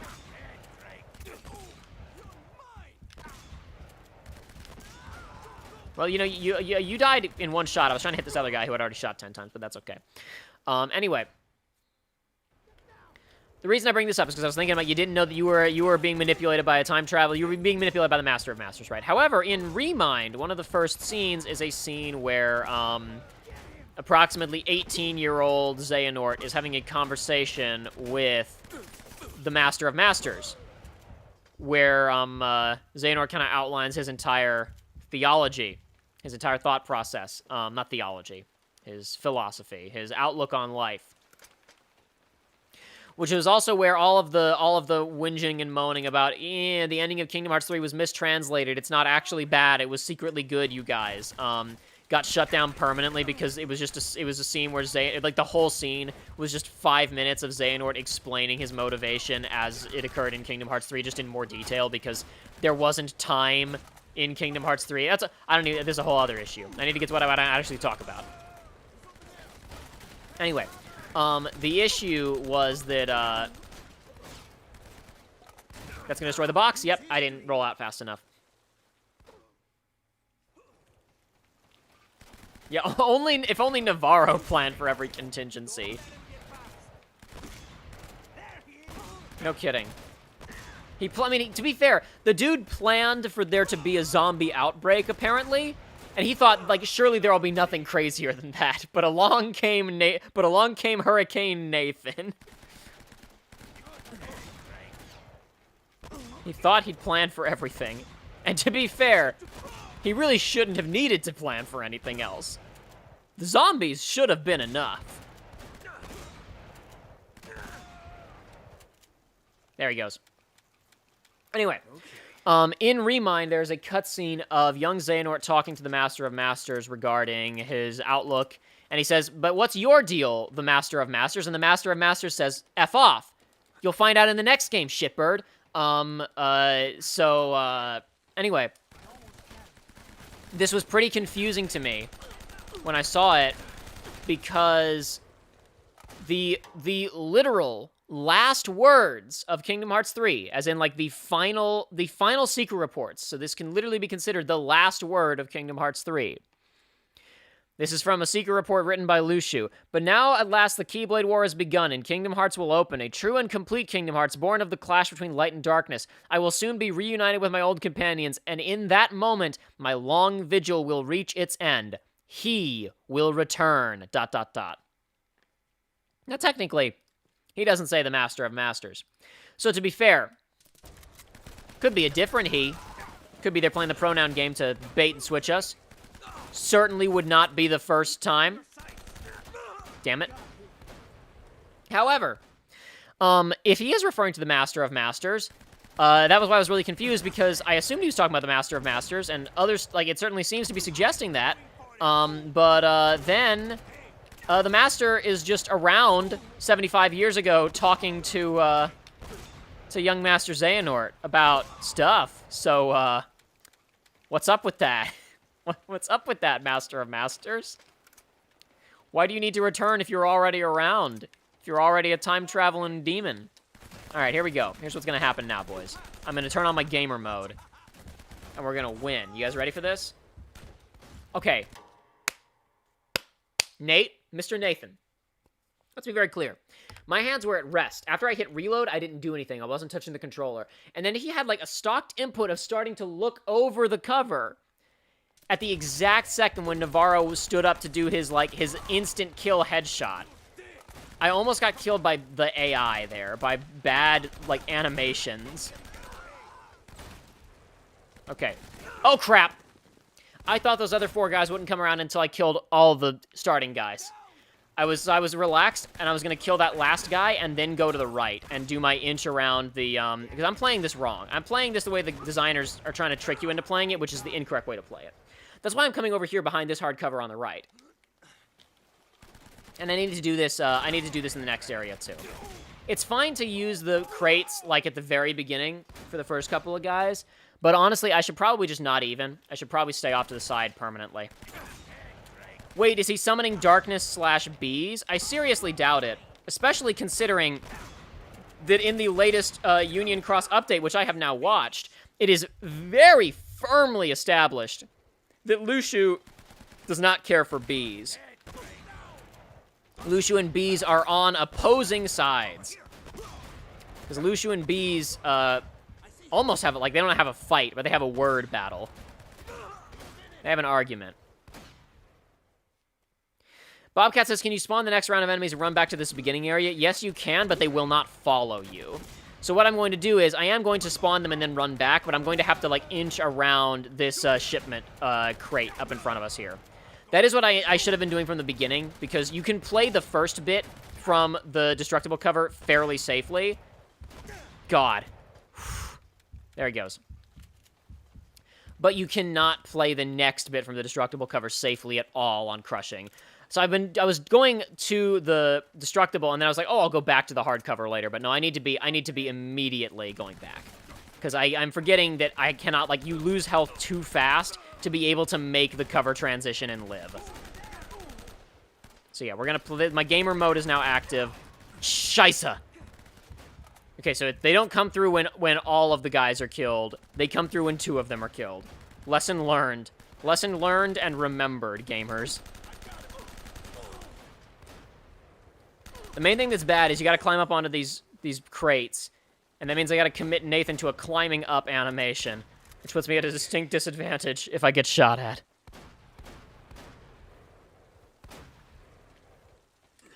No, Nate. No, Nate. No, Nate. No, Nate.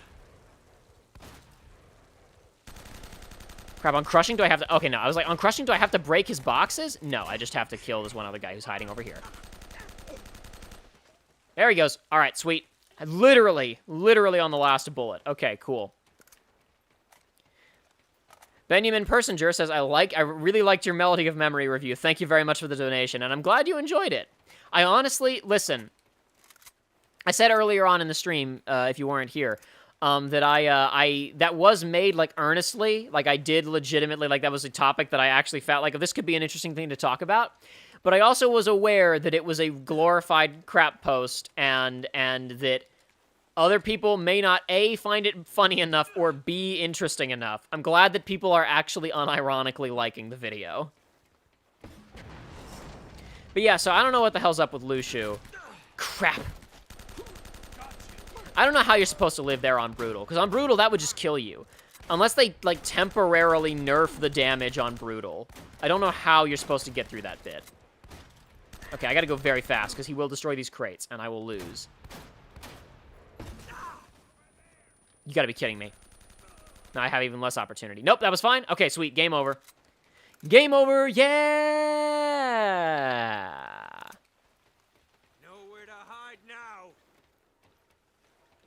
Can I shoot the propane tanks? No, the propane tanks do not exist until you get up here. Very well played, Naughty Dog. I see you. Norway, it's funny how the most effective way to cover is not to take it and to shoot on the shoulder. That's actually behind the actual cover. No, absolutely. I forgot. I was trying to read the chat. Funny how most effective way of cover is not to take it and to shoot on the shoulder, and that's actually behind the cover. No, absolutely. It is a huge problem with this game that is significantly reduced in 2 and 3, though there are still spots like that. However, it is not really, honestly, it is not until 4 and Lost Legacy where the gameplay is just, like, airtight. 4 and Lost Legacy are so good, dude, in terms of their raw gameplay. 2 is good. 3 is, in some ways, better than 2, and in some ways a dip from 2. I've never been quite able to explain it. I'm sure somebody wrote something comprehensive on it back in the day, but I never found it or read it. The shooting in 3 just feels weird, and I don't like it. 4 and Lost Legacy legitimately play so well. I could honestly play those games for forever. They're so good. I kind of want another micro Uncharted game like Lost Legacy just because the gunplay was so good, and I would love to have another game with more of that.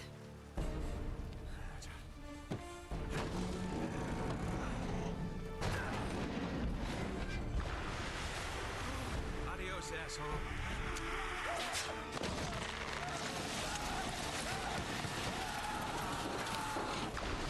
Actually, this is relevant, because he was trying to spread the, Navarro was trying to spread the toxins, and, we saw it when it affected, Gabriel. It was like, Norwega said, Xehanort, I believe in neither light or darkness are evil. My efforts are to stop the real force of evil. Sneeze! That was what we did today. We stopped the real force of evil, the common cold. Pretty typical. Really? That's a shame we're leaving empty-handed, though. Onimax says, sorry, I haven't been keeping up with X. No, dude, I haven't been keeping up with Chi, Ki, Kai, whatever either. I watched the updates last night when right when I uploaded Melody of Memory. I was like, why? And then I went and watched, like, the last 5 minutes of Bloody Biscuits doing his, he submitted a qualifying run for, AGDQ. Or maybe it's SGD. I think it was SGDQ, actually. He submitted whatchamacallit? Like an example run of KH2 Rando for your consideration to try and get KH2 Rando to get a speed run category to get hosted at Awesome Games, Summer Games Done Quick. But I'm losing my train of thought. I only showed up for the very tail end of that, and then after that I was like, well, I want to stay up for a little bit and see how people respond to Melody of Memory. Considering I just went from uploading a Melody of Memory video to watching Bloody Biscuits play the last couple minutes of Kingdom Hearts 2. And I was on Everglow's channel anyway to get all this Melody of Memory footage, and I just went back over there to give the link to credit him. I might as well go see what the hell's going on in Union Cross. So that was what I did. I got caught up. Didn't take long. Even though it had been months since I watched it, there had not been much that had happened. It went on delay for a while. I think they went the internet because like the international version, the North American like translated version came out within like a couple hours of the most recent update released essentially simultaneously.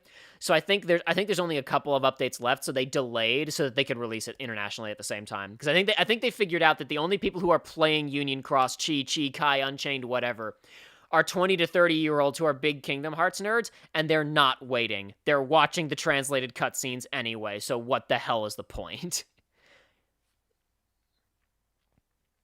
I'll talk about this in a minute. Whatever. Uncharted 1's almost over. Might as well watch the end here.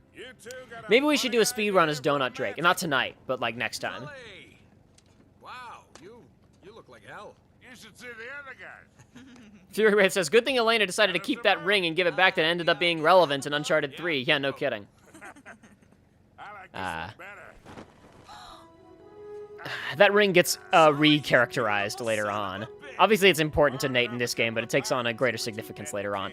Like, when you know the backstory of that ring in 3, it's insane. I don't know, I guess it's not insane that he would have left it on Sir Francis Drake's body, because to be fair, until, like, this adventure is the craziest thing that's ever happened to him when it's happening, and finding Sir Francis Drake's body, I guess, honestly, yeah, you know, I don't know, I guess it could still work. It seems ridiculous, but it could still work, I guess. You still owe me one.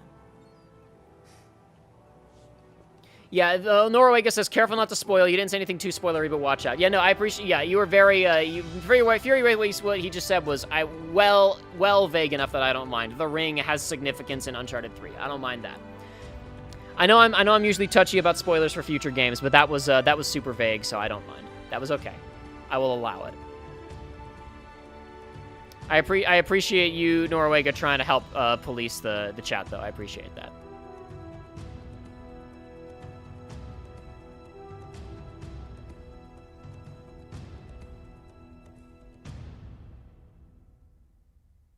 MC Power said, as someone who's been to Disney World quite a few times, I feel your MOM review was a really fun thought experiment. I appreciate that. That's what I was hoping for. That's something I don't get to talk about much on YouTube. I'm a big theme park nerd. I like Disney World and Universal and all that kind of stuff. So that was fun. It was fun to do for me. I wasn't sure if it'd be fun for anybody else. I'm glad other people wound up actually liking it.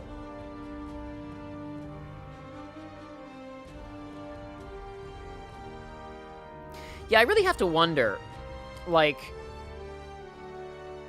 and this is a larger conversation. Maybe I shouldn't get into this right now.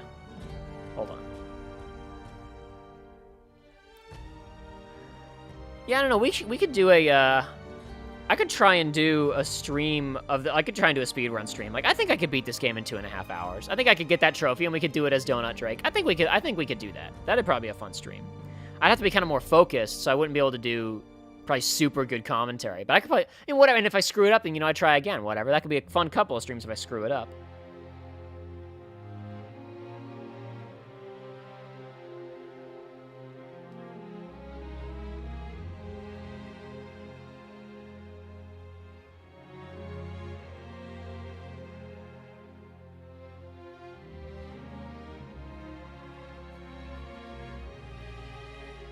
I was just checking comments on the Melody of Memory video. I hadn't looked at it for several hours. There weren't a lot of new ones. I just thought I would take a quick look.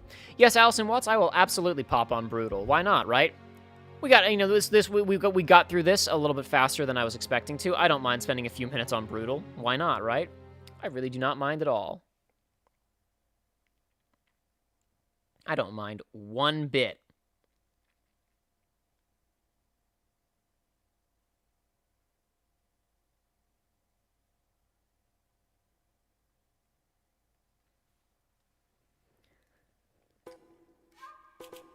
Oh, did it not come back on? I thought I turned the music back on. I did not, I guess. Ah, well, my bad.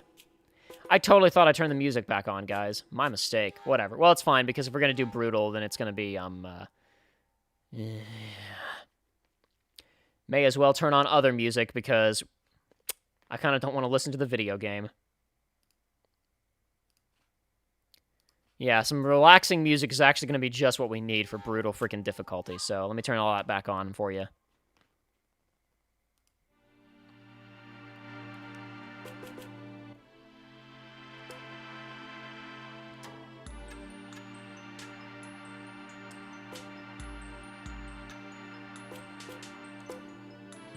Here we go, boys. And girls. Again, ignore all these freaking save files. They're for an experiment that never came to be. What's safe?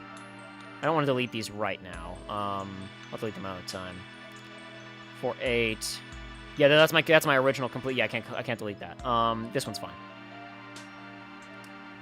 Oh, this 20% file on from February or whenever it was actually probably me.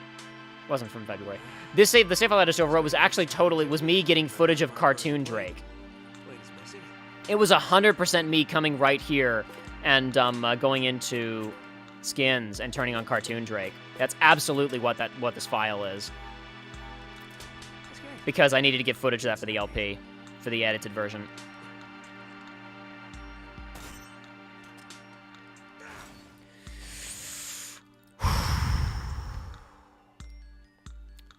I am not looking forward to this. It'll be fun for you guys.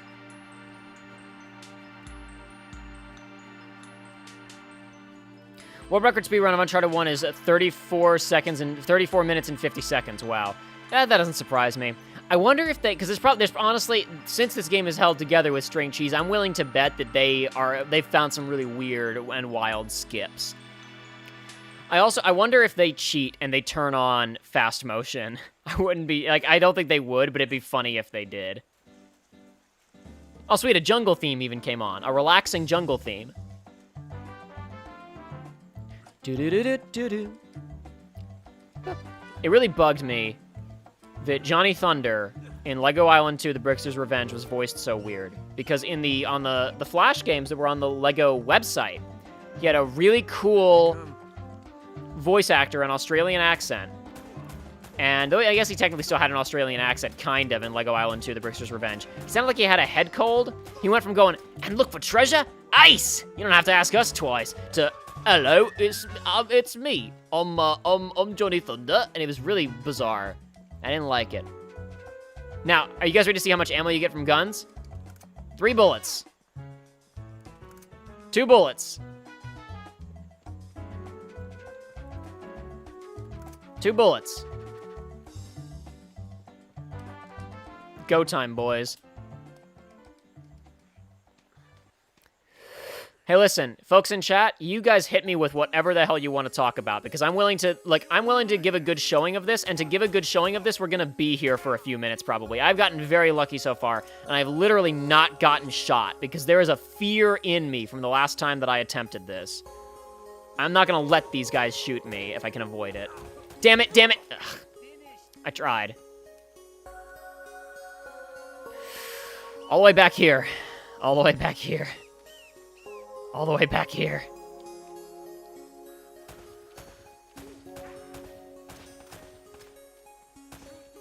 Damn it. See, if I cheat by using perspective to shoot around a wall when they absolutely cannot hit me, or unless they shift their position slightly, then it's okay.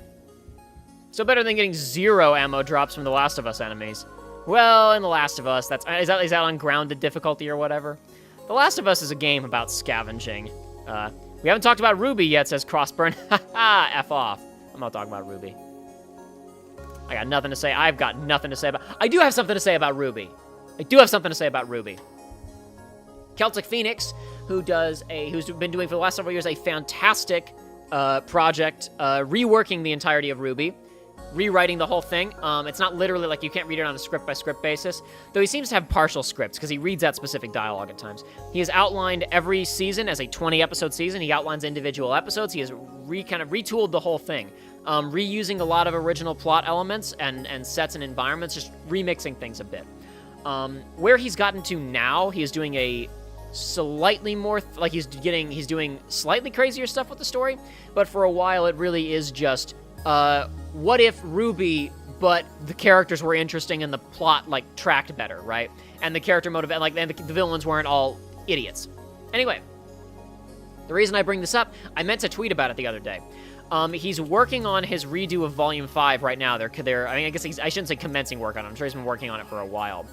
But he put out a call for tryouts for artists, basically. He's had custom art for the videos in the past. Volume 4 had the most, where the first couple of volumes when he was talking about them, he basically just had you know, stock photos for environments or photos from the show, and then like the character art cut out, right? You saw there I got a headshot on that guy who was up top. That's why the harder difficulties on this, or crushing at least, isn't totally insane, because at least like headshots work quick.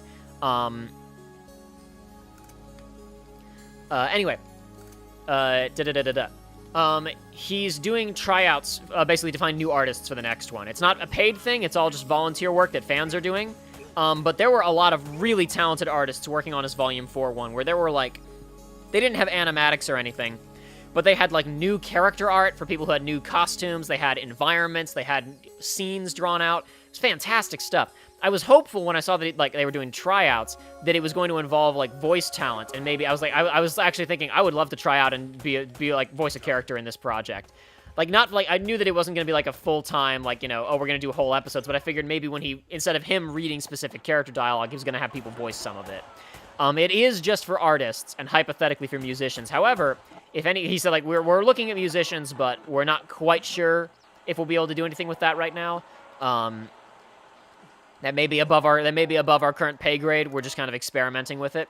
But if anybody out there in the audience is an artist and you are a fan of RWBY, / perhaps more importantly, were a fan of RWBY, throw your hat in the ring.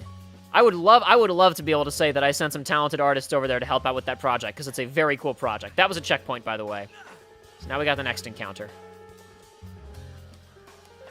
I meant to retweet about that the other day, and I had not gotten to it yet, so I need to remember to do that later. Because I would love to send some talented people that man's way. He's doing a good job on that project. It's very interesting. Sweet. Just what I needed. Damn it! I'm dead! I'm dead! I'm dead! I'm dead! Okay. Here's what we're gonna do. I'm gonna get the first guy, because I really need the one AK, but I don't think I can get away. Crossburn. I would love to be in RWBY. Yeah. F off. I'd love to work on RWBY. Maybe I could fix it.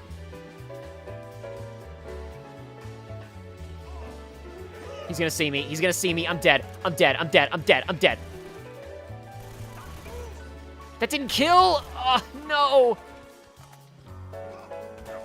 Damn it. Damn it. Damn it. Damn it! Okay.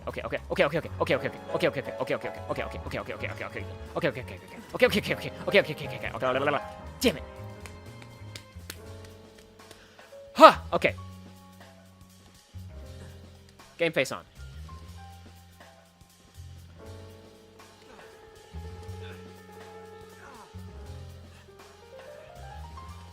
Regardless of whether you're a talented artist or not and who can go contribute to the project, I recommend checking it out anyway. It's one of those real, like, cathartic things. It's actually a good story, and it makes good work, and it makes good use of the characters. It's a fun project. I recommend checking it out wholeheartedly.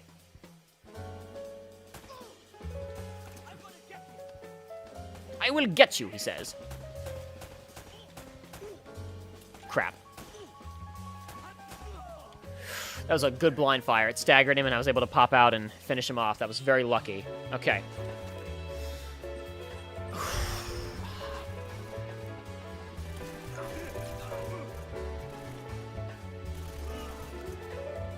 Two bullets. Sweet. Absolutely worthless.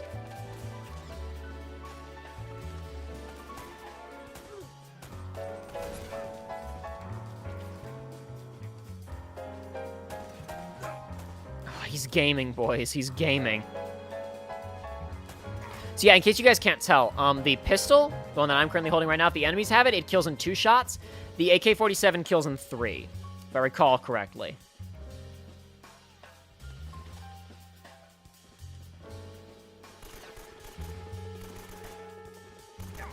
Oh my god. Die. Please die.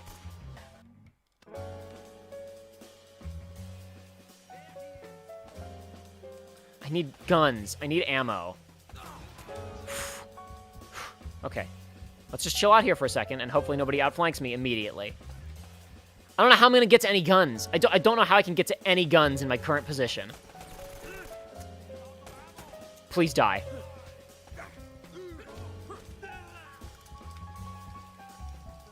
God.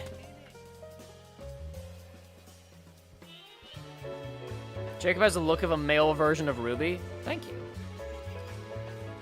Thank you. I'm flattered. It's easy to throw grenades in this release. You had to use 6 axis back in PS3 to throw grenades, and it was hell. Oh yeah, we covered that pretty. I mean, I shouldn't say extensive. Like, it's not like I pulled out a PS3 copy and demonstrated it, but I recounted that to Joey. He was made fully aware. We discussed that. It was covered. If you haven't checked out our playthrough, Fury Wraith, do. It was. I think it was a fun time at least. I had a good time filming it, if nothing else. Okay. Now, please, nobody else spawn until I've dealt with this guy. Just give me, like, 5 seconds. Just give me, like, 5 seconds. Oh, my God, he's not dead.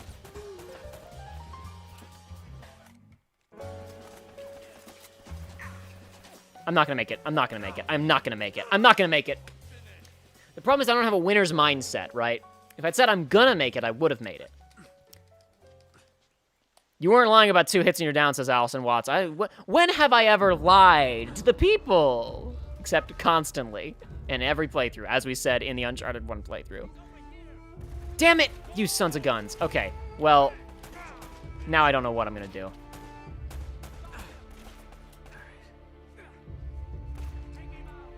Get out of cover, Nate. Big bip. Big old bip right there.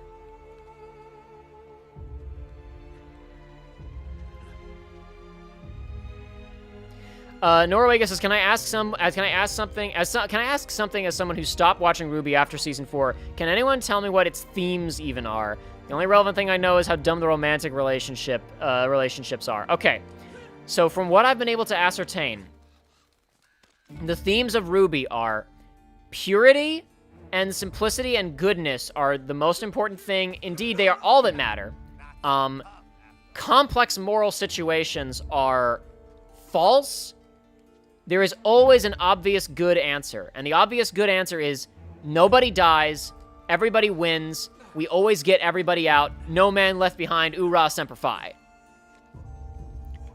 Are we in a horrible lose-lose situation, and someone is trying to make the best of it with a plan that will unfortunately result in some people dying, but that will save more people than no one? That's a bad plan, because we could save everybody.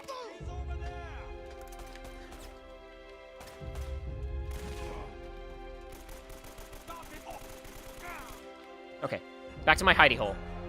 Nate, stop going into cover. I need you to go away from cover. Son of a gun. The theme of Ruby is the world is a very complicated place, and what we need is a pure-hearted and kind dumbass to show us the way. Those are the themes of Ruby, as near as I can ascertain. Perhaps I'm wrong, because I haven't watched it since Season 5. But that's what I think it's about. It's hard to say for sure. I think the real theme is that we have to keep paying these animators.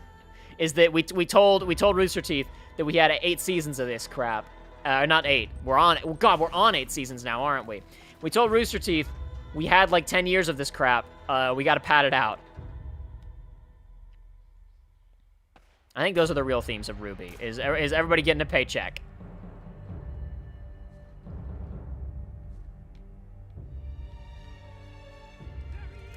Oh, great, 2 bullets. It literally wasn't even worth the trip. Thanks for those 2 bullets, asshole.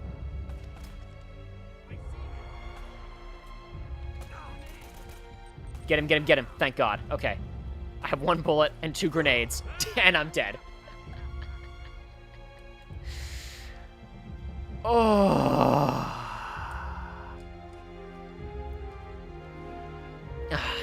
You know, for all I saw people talking about SAO Abridged a second ago. For all the fun that we've made of Sword Art Online on this show, it's not like the worst ever. It's like at least it has like production value and budget. Like it's a show. It's got some gross. I think that a lot of like how gross and lame it was overplayed because of like how much attention it got, largely from a lot of normies who are not used to how gross anime gets, and the fact that it swerved into gross and weird, like that the first 12 episodes were pretty innocuous, like this is pretty decent shonen anime, and then it got gross and weird, like people felt jebaited, you know.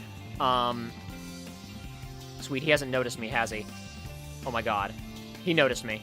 He noticed me. He's noticed me, but he has no idea where I am. He's in like an alert state, but he doesn't know where I am, which means I can get more ammo, I think. No, it doesn't mean I can get more ammo. It means I can get shot by guys who already spawned in.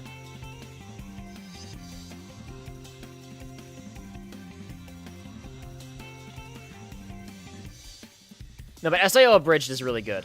I hate that it takes like a year for new episodes to come out. I mean, I respect it because they're all like they clearly need the time because they're putting the work in. But SAO Abridged is real good. I can't wait for the next one. I can't wait to see what they're gonna do with the whole Sugaha relationship in this version, where she knows that it's him from minute one. Like, it's really, I shouldn't say it's really interesting, but I don't know. I'm curious to see how they're gonna even make that work with the footage that they have, you know? No, I didn't want to, crap. Okay, so since he was like, I was like, okay, he's not even know that I'm here. There's no other enemies around. Surely I can brutal combo and get extra pistol ammo out of this guy. But he just stealth kill. He has to stealth kill if I hit him from behind. Damn.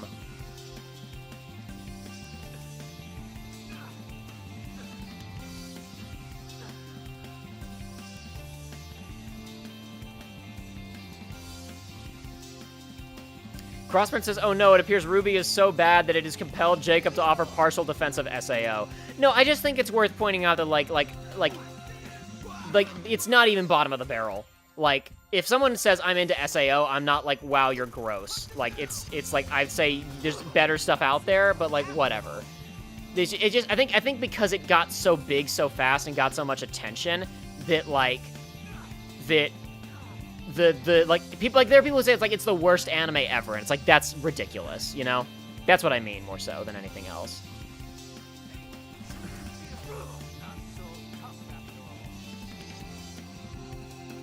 Seriously, I don't know how to beat all the Uncharted games on Brutal. I haven't tried Brutal difficulty on 2 or 3. Remember, Brutal was only added for the remaster. It's literally a value add for the remasters.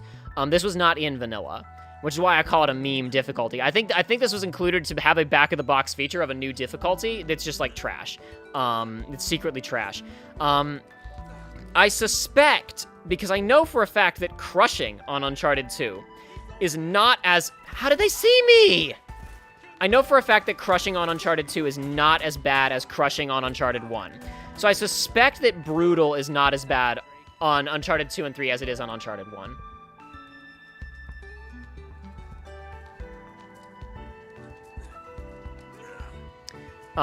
So I really don't know. The Brutal might be manageable on the other difficulties. Like, to me, crushing on Uncharted 1 is not unfair, but it occasionally borders on unfun because it is so restrictive.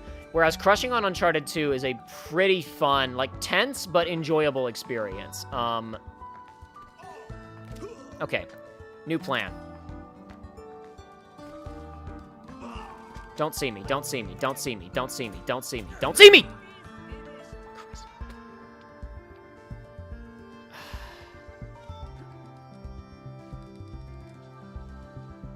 My plan, kill those two guys. Honestly, you know what? Getting 2 AK bullets doesn't even matter. I'm gonna snap the neck of the first guy, then I'm gonna headshot bop the other two guys and just get behind cover. Maybe I'll let one of them come to me and brutal combo, but the fact is brutal combo only gives 2 times ammo, so it's like, oh great, I can go from 2 bullets to 4. Wow, amazing.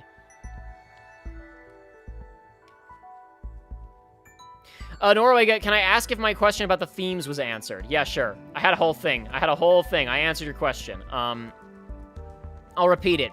The themes of RWBY are: the world is extremely complicated. It is full of evil. It is a really complicated place with many different people with many different needs, goals, objectives, different societies, cultures, which is why what we need is a dumbass, pure-hearted good guy who refuses to ever acknowledge the complexity of situations, but is so pure that they can instantly figure out the right thing to do. If you think you're staring down a lose-lose situation, and someone comes up with a solution of, okay, a lot of people are gonna die because the situation is really bad. The city's getting nuked, but I think I can save a percentage of the population. That's not good enough. You should be able to save everybody. And I know this because I will find and access a magical weapon that allows me to literally alter reality to create a mind-bending plan that will allow me to save everyone. And that proves that you, the person who was taking the grim, but unfortunately, that's just the way the world is sometimes choice, you were wrong. And you need to never let anybody die ever. You just need to be a good enough person to prevent that from happening. Those are the themes of RWBY. That the world is a complex, dangerous, and mean-spirited place with a whole host of socio-political, racial issues that you need to solve by being nice, and all of those problems will simply evaporate. They will simply be dealt with. I would simply handle the issues, says RWBY. Okay, sweet, Phase 2. We made it to Phase 2, boys. That literally wasn't even the real fight yet. Crap, somebody's behind me. How did they get behind me already? Does that checkpoint me? It checkpoints me out here? No! Oh, no! That's the real joke, Batman!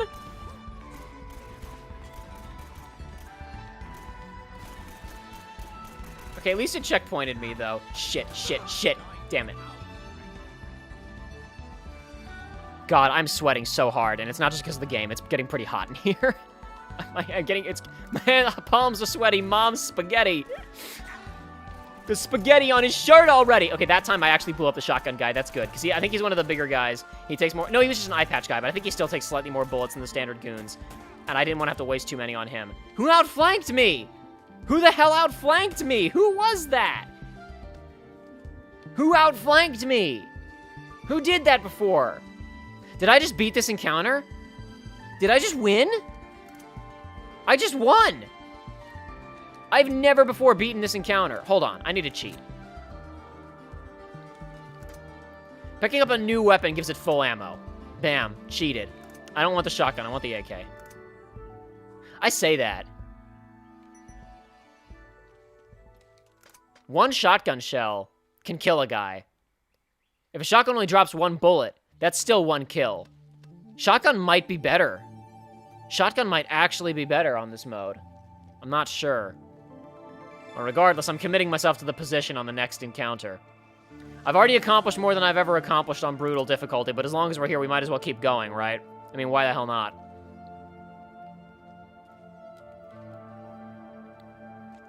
By the way, I love shows with dumbass pure people, and anime effing hard commit to that. Like Gurren Lagann has that energy. Gurren Lagann literally tells the apocalypse, "Yeah, we're idiots. That's why we'll win." Yeah, but see, Gurren Lagann, it's like it's a joke about bottomless optimism. In RWBY, it's like, guys, RWBY literally has like a in-universe representation of the Black Panthers, okay, and like active genocides happening, and like military coups and socio-political issues that all the writers are trying desperately to seriously comment on. And the show is not like, it's a comedy, but it's not uplifting. It's not a crazy woohoo Gurren Lagann party, you know? It's the characters don't go, "Yeah, we're dumbasses, that's why we'll win." They're scared of the apocalypse and have no idea what to do, and they're uncertain. They just win. Like, it's not like, "Hell yeah, we'll kick your ass because we're the coolest and the bravest and the strongest." It's like, no, you're practical, you're making the best out of a worst case scenario solution is bad. It's morally wrong. What we should do is do nothing and hope that a better solution to this problem comes along. And that's presented as like a deeply serious philosophical argument. To be fair, I have not watched Ruby in a couple of years now. But these themes were present even earlier on, and from what I've seen of the later seasons, it seems to only become more intense. This is what Ruby is about, as best as I can piece it together, at least. All right, back here. All right, boys. Come to Papa Nate.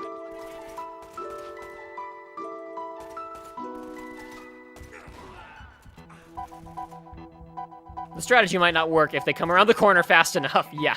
If they come around the corner too fast for me, it's not good. So it's like MASH, we're serious but comedic.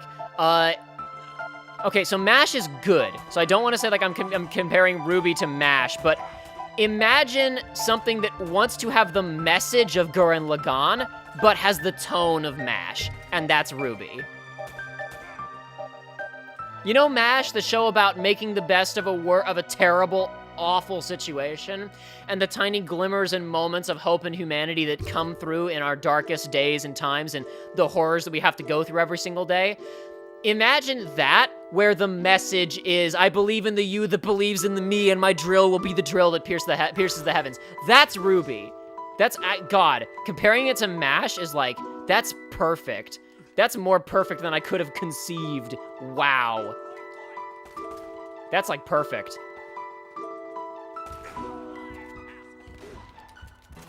Damn it. Okay, maybe the strategy isn't gonna work. I need to corner hug. I need to corner hug and wallbang. I'm gonna die. I'm gonna die. Yep, I died. I missed that first headshot and I died. Dum dum da dum da da da dum. Wow, comparing Ruby to MASH is awakening an entire understanding of I shouldn't say an understanding of the problems of that show, but wow, that is.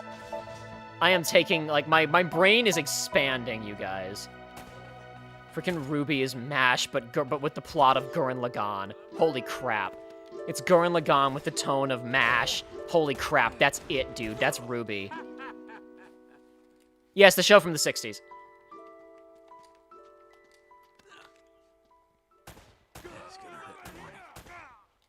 The show about the Korean War that lasted longer than the... People joke it's the show about the Korean War that was on the air for more years than the Korean War was being fought. Okay, I guess if you categorize it as being fought, then yes, because technically the Korean War never ended. But it stopped being fought. So I guess that technically is true.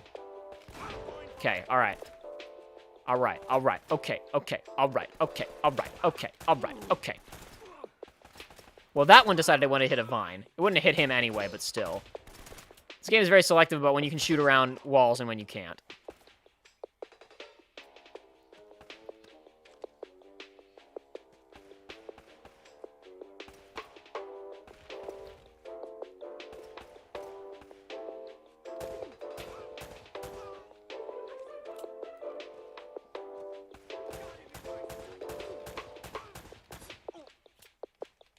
Oh shit, I'm almost out of ammo again. Wait, there's one gun back here, isn't there? I gotta wait. I don't know if it'll give me more when my gun is empty, but it may. And that bot, there's somebody over there glitching out a little bit. He doesn't know what to do about it. Thank you for not shooting me immediately. That could have been my death right there. It could have very, very easily been my death right there, but it wasn't. Stun him. I think that actually killed. I think that bullet killed. Whew. All right, cool. All right. I was like, I need to stun him just so I can walk forward and pick up another bullet. Literally, well, I guess not literally one, 2 bullets. All right, cool. All right. Okay.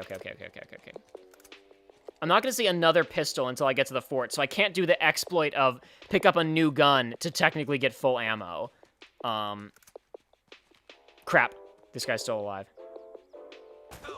Okay, all right, good. He's down. Now turn around.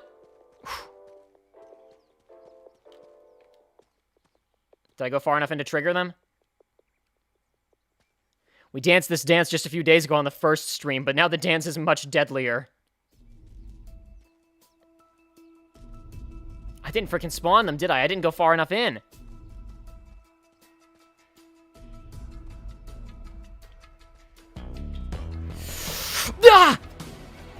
Ah! It's not acting, boys. Hold on. I need a second. I legitimately need a second.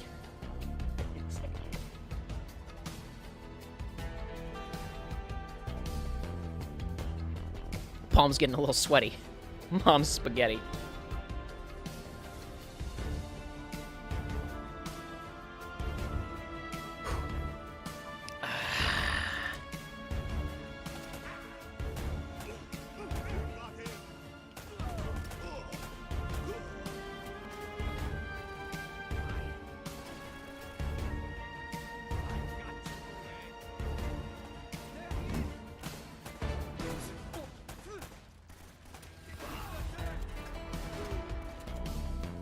That might have been an 11 out of 10. Did you guys see that one? I wish I could do instant replay. That was an incredible flip. That might be one of the best we've seen so far. He, like, instantly didn't do, like, a back flip. He instantly inverted and flew backwards and then swan dived back onto the ground. That was, magnifique.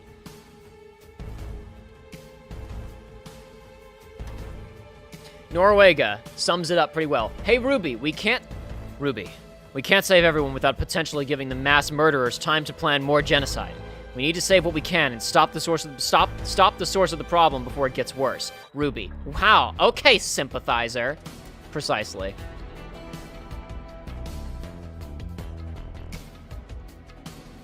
To be fair, it's like okay, so for example, the guy who's on the other side of that conversation, Ironwood, is like, if the show was like, okay, no, there's got to be a better solution, and then Ruby found a better solution that was, like, clever, and she still has to learn a lesson, but, like, you know, she starts out from, we have to save everybody, but she has to learn a hard lesson that she can't, but she still, due to her optimism, finds a solution that Ironwood couldn't. Like, then the show would be fine, but that's not what happens.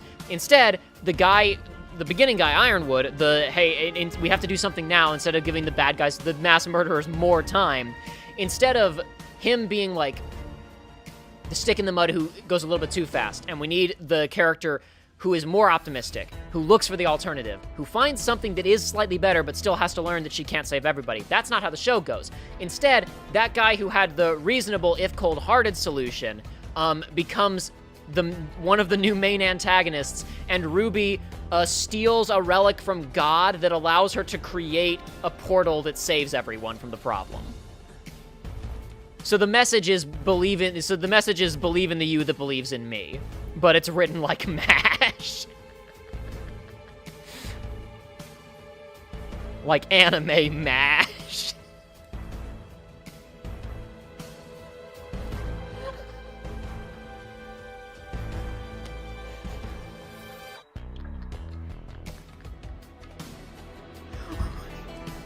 Oh, I gotta tell Joshua about this after the stream is over. Oh, he's gonna get such a kick out of this. He's gonna text back in all caps, "Oh my god, you're right, I can't believe it."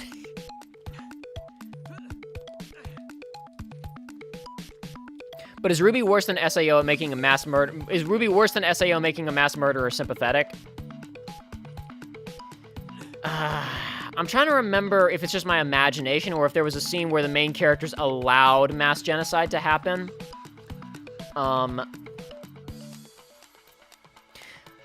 In the world of Ruby, systemic racism is a huge problem, and the main characters do nothing to combat it.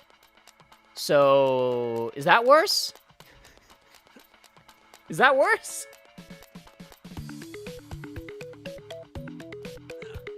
Alright, this fight should be fun. And by fun, I mean miserable.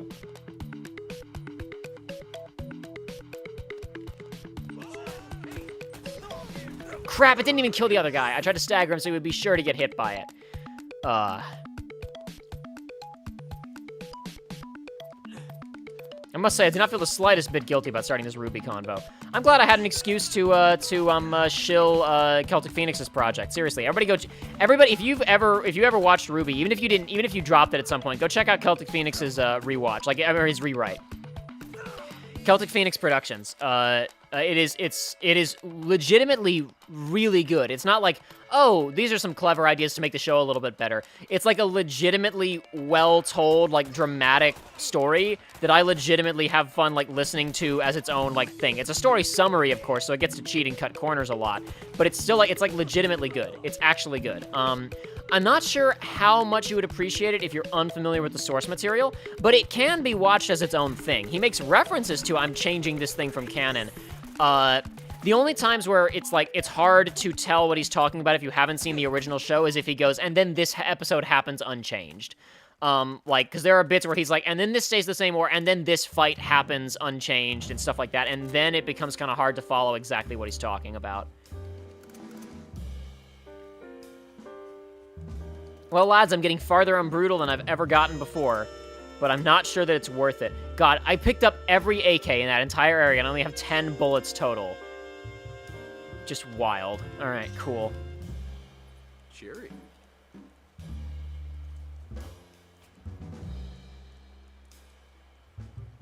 Crossburn says they do nothing to combat it is understating it a bit, considering they beat up people who are actually trying to fix it. I didn't want to get into that whole can of worms. Hey, listen.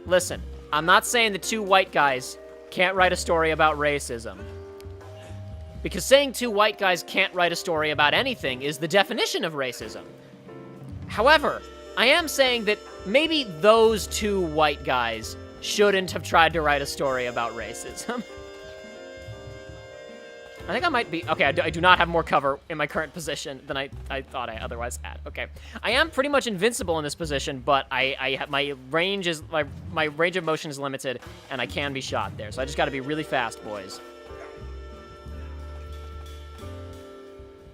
I don't know what the solution to this problem is. Can I throw a grenade up here, maybe? I cannot throw a grenade that high. It will not permit me.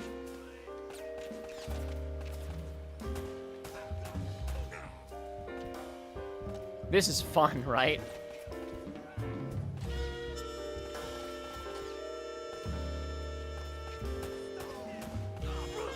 Damn you, Avatar.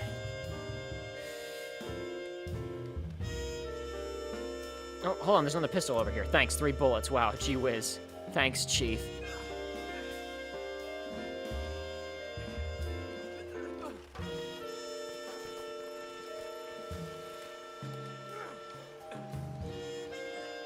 Papa, it depends. Is complicit racism worse than forgiving a mass murderer? Well, is he dead? Like, is it confirmed that the mass murderer from SAO Season 1 is dead? Like, did he walk off into, like, when he walked off into the sunset at the end of Season 1, did he, like, walk off to die? Like, did the FBI knock down his door? Like, how did the FBI not find him for 2 years? Maybe he was already dead, not like it was his ghost in... No, he wasn't dead, of course, because he was playing the game. I forgot. I don't know. If it's hard confirmed that he died, then I don't necessarily mind Kirito saying, hey, you gross villain. You're even worse than other villain. Especially if it was only, like, to head fake, to mess with him, to mess with other villain. Like, then that would be kind of acceptable. Okay, sure. 1 bullet to the chest killed that time. I'd love it if that was the case all the time. If enemies played by the same rules that I did. But I think that's it. Folks, I think that's all we're gonna do today. I mean, we could keep going, but it's only gonna get worse. I guess we got through one of the probably one of the worst encounters in the game for brutal difficulty, but, like, all there is to do is to see more of this and for it to be awful, so, like...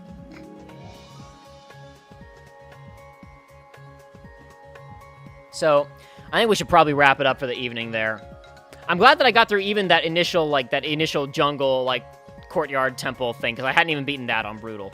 I hit my head against that wall for a while, a few months back. No. This one, right? Yeah.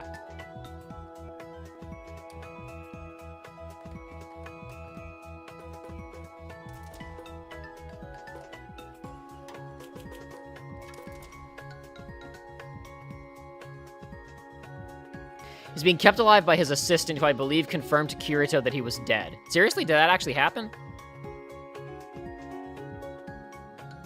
He reappears at the end of Season 2 to help Kirito believe himself and hack the game for the final fight, but that was just like a figment of his imagination. That wasn't real. Or it was like a ghost in the machine.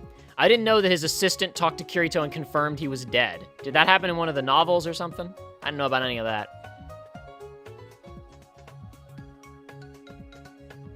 Crossbred says, maybe they also shouldn't have decided that the character who represents the color black should be racially discriminated against by the character who represents the color white. Honestly, I kind of appreciate the nail-on-head nature of the Season 1 Weiss and Blake relationship. It would have been more interesting if they committed to it instead of just making it disappear in Season 2. That was the problem. They realized, oops, we want people to cosplay as these characters, but no one's going to want to cosplay as the Weiss supremacist. Once again, I highly recommend checking out Celtic Phoenix's rewrite of Ruby. It is, like, it's legitimately extremely good. I'm not being sarcastic. I'm not joking around. Like, there are a few people in chat who clearly know their stuff on Ruby and are clearly dislike it for similar reasons that I do.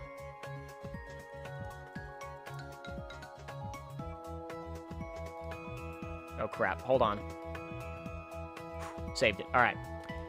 I'm going to drop a quick link in the chat for people to go find this guy.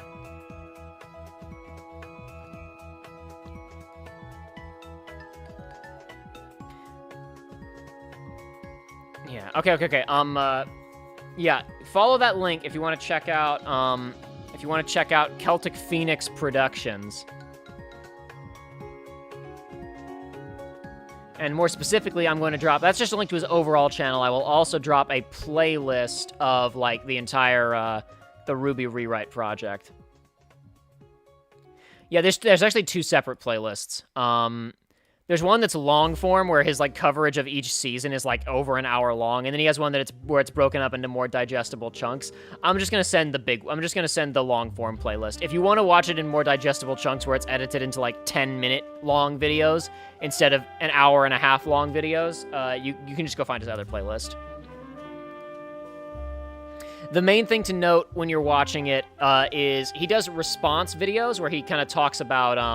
like, after he releases each one, he responds to comments and stuff, and occasionally makes minor changes or explains his thought process behind things. Generally speaking, you're safe to skip the response videos and still track everything that's happening. Also, fair warning, the first couple of videos are, like, revisions to lore and world history.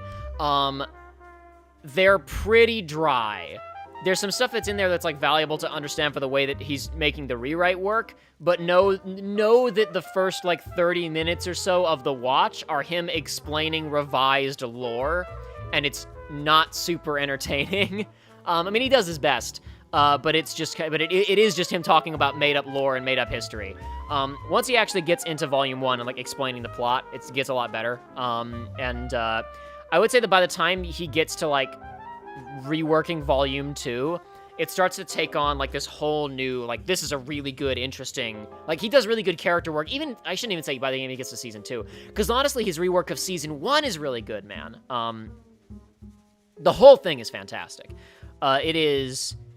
I don't know, I can't say that I've read a lot of Ruby rewrites. I've seen a few, and I've even thought a couple times, like, could this thing be changed around or whatever? This is not only the most comprehensive, but easily, like, the best realized that I've seen. It's fantastic. Cannot recommend it enough if you are a burned Ruby fan. Go check it out. Good stuff.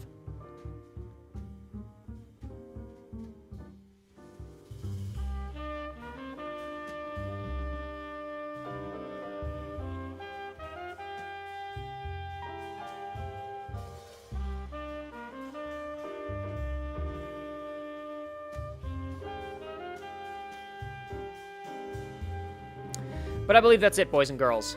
Thanks to everybody who came out today. We will, like I said before, I'm gonna try and get back around to streaming Gravity Rush as well. But maybe we'll do a speed run. I might as well. I think, I don't know, because I've never attempted it. I bet that I could beat this in 2.5 hours if I was playing on normal or lower difficulty. I bet I could play this in, let's just say normal. I bet I could beat this in 2.5 hours.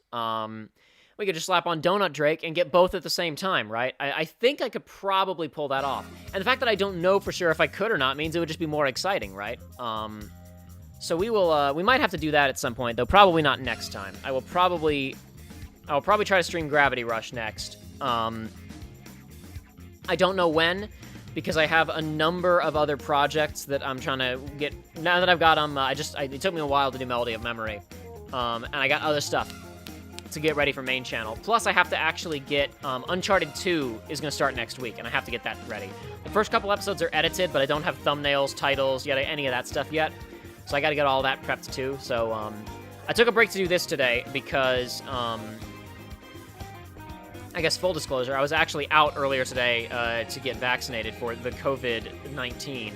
And then when I got back, I was like, well, I could stream tomorrow, but, I mean, hopefully I won't have a bad reaction to this. But if I do and I get feverish or whatever tomorrow, it's like, I'm not going to be able to stream tomorrow. So instead of trying to, like, get a bunch of work done this afternoon, maybe I'll just do a little bit of work after a stream, and I'll go, because I mean, I don't know, this, stream is work too, technically. But yeah, so that's, so I don't know when I'll get to stream next, because I do still have more stuff I need to get done, got some main channel stuff to do, and I need to get that Uncharted stuff prepped, because Uncharted 2 does start next week. Whenever I get back around to streaming, we'll do Gravity Rush, maybe we'll do Uncharted 1 speedrun. Once we wrap those up, who knows? I have a couple of other ideas, but we'll see what happens. I think that's about it. I wish I could say, look forward to a stream this weekend, but I just don't know if that's going to happen. It's going to depend on how fast I can knock out the next couple of things. But I think that's it. I think that's it, guys. You guys all have a good night. I guess I should... it doesn't matter. I'll talk about it later. I was going to say something else about... It's really not important. Really not important. Yeah. I actually wasn't going to get vaccinated. Wait. Because I'm not really going anywhere anyway most days. My dad already got it once. Not that someone who got it once can't get it again or can't transmit it again, but the odds are significantly reduced. So really the only opportunity for me to get it would be hypothetically secondhand from my mom if she picked it up from somewhere else. Wasn't that doesn't make me bulletproof, but it's like, I'm pretty low risk because I'm not going anywhere anytime, right? And everybody in my family is usually pretty careful. So I was like, I don't need to take a slot from somebody else who needs it, to get back to work or get back to school or whatever else. However, various extenuating circumstances, I might turn out that I actually have to go on a trip somewhere next month. And my dad was coincidentally able to get 3 slots for myself, my mom, and him. So it just worked. It just kind of happened to work out that way. I was gonna put it off because I was like, I don't see any point for someone in my position, who's at relatively low risk, to go and take limited slots from other people who need it more. But whatever, I wound up getting it anyway. So I hope I didn't. I mean, I'm sure whoever was gonna hopefully get it tomorrow. I'd like to hope. But anyway, yeah. Hopefully we get to stream soon. If not, look forward to Uncharted 2 starting next week. I'm hoping to have more main channel stuff also out very soon. If you haven't checked out the stupid Melody of Memory video yet, go do that. And if you're a Ruby fan and you want to have a good time, go watch the Celtic Phoenix videos. I promise they're quality stuff. Video City 1 says, Joshua can fend for himself, lol. Joshua's on the other side of the country. He can fend for himself. He's not my responsibility. See you guys later.